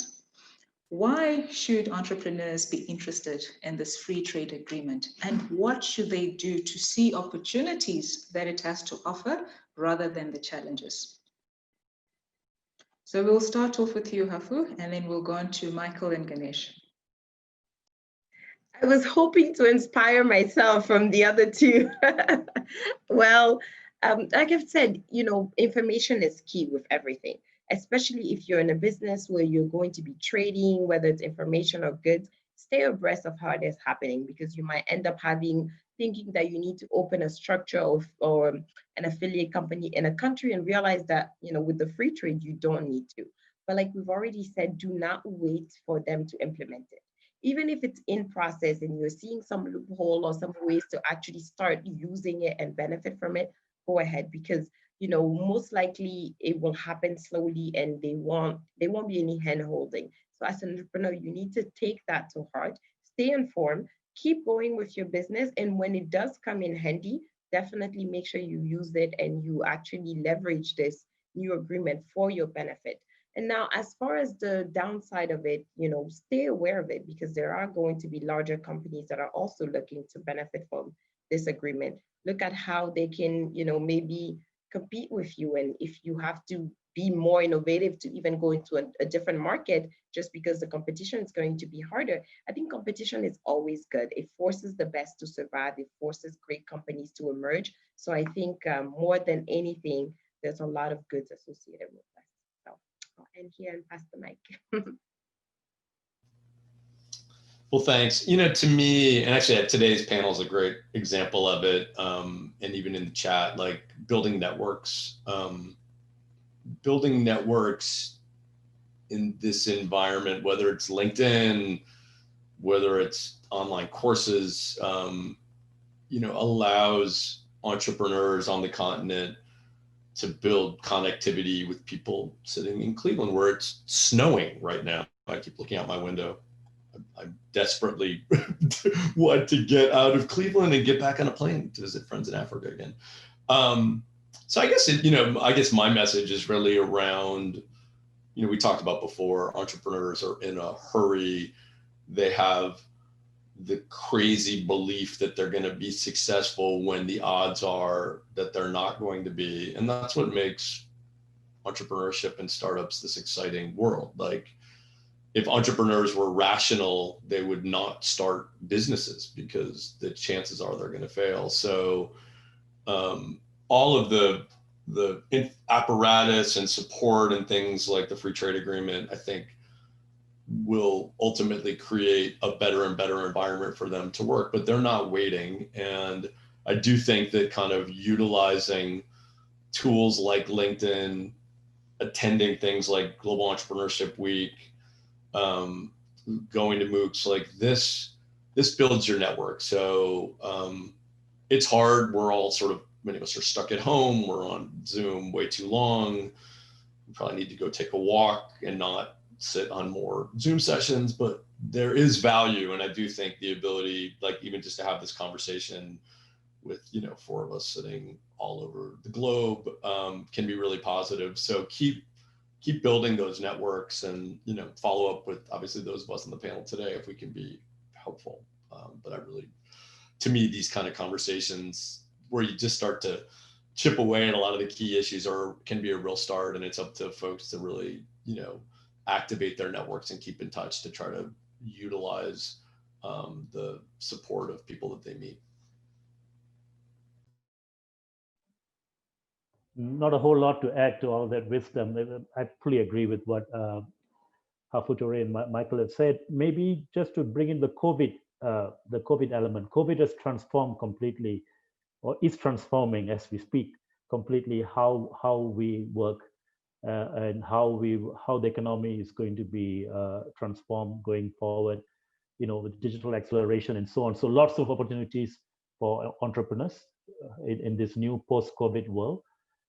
That's the first sort of thought. The second thought is that, entrepreneurs just have to get ahead of the game. I think you cannot wait for government, you cannot wait for policies, you cannot wait for regional trade agreements all to fall in place. Sort of repeating my earlier point and what Mike also highlighted. So I think if you can get ahead of the game and start making all those connections, as Michael and Hafutore have said, just start doing it and start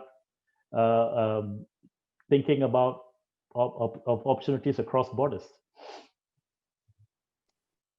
Oh, ladies and gentlemen, thank you for such a beautiful way to end our day today.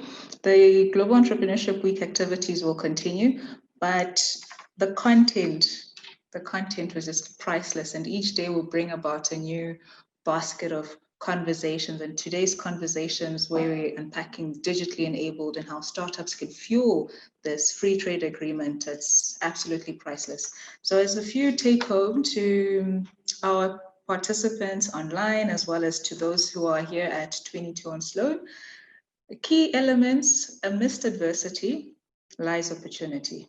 So that's what COVID has presented.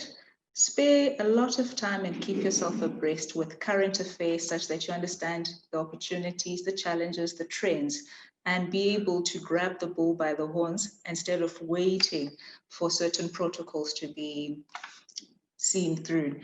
Capitalize on online courses, network, MOOCs, LinkedIn, the whole 9 yards. Ensure that you're constantly equipping yourself with knowledge. And with that in mind, I just want to appreciate everyone who's participated, everyone who also made their way here to 22 on Sloan. It's our first time trying something this quirky, a hybrid setup where we've got a few people in our atrium and a whole lot more who are watching live on Facebook as well as on Zoom. So we really appreciate your time, and we hope that you managed to take a whole bag of valuable inputs that you will be able to implement into your businesses going forward. So I wish you all a beautiful ending to your day. And once again, thank you. And to my guests, you were awesome. Let's keep having these conversations again so we can look at something similar, probably the first 6 months of 2021. That's if the cookie has not crumbled by then. Great. Thanks so much. Thank you All so right. much. And Wish nice you all a to good one. Bye. Thank you. Thanks. Bye-bye.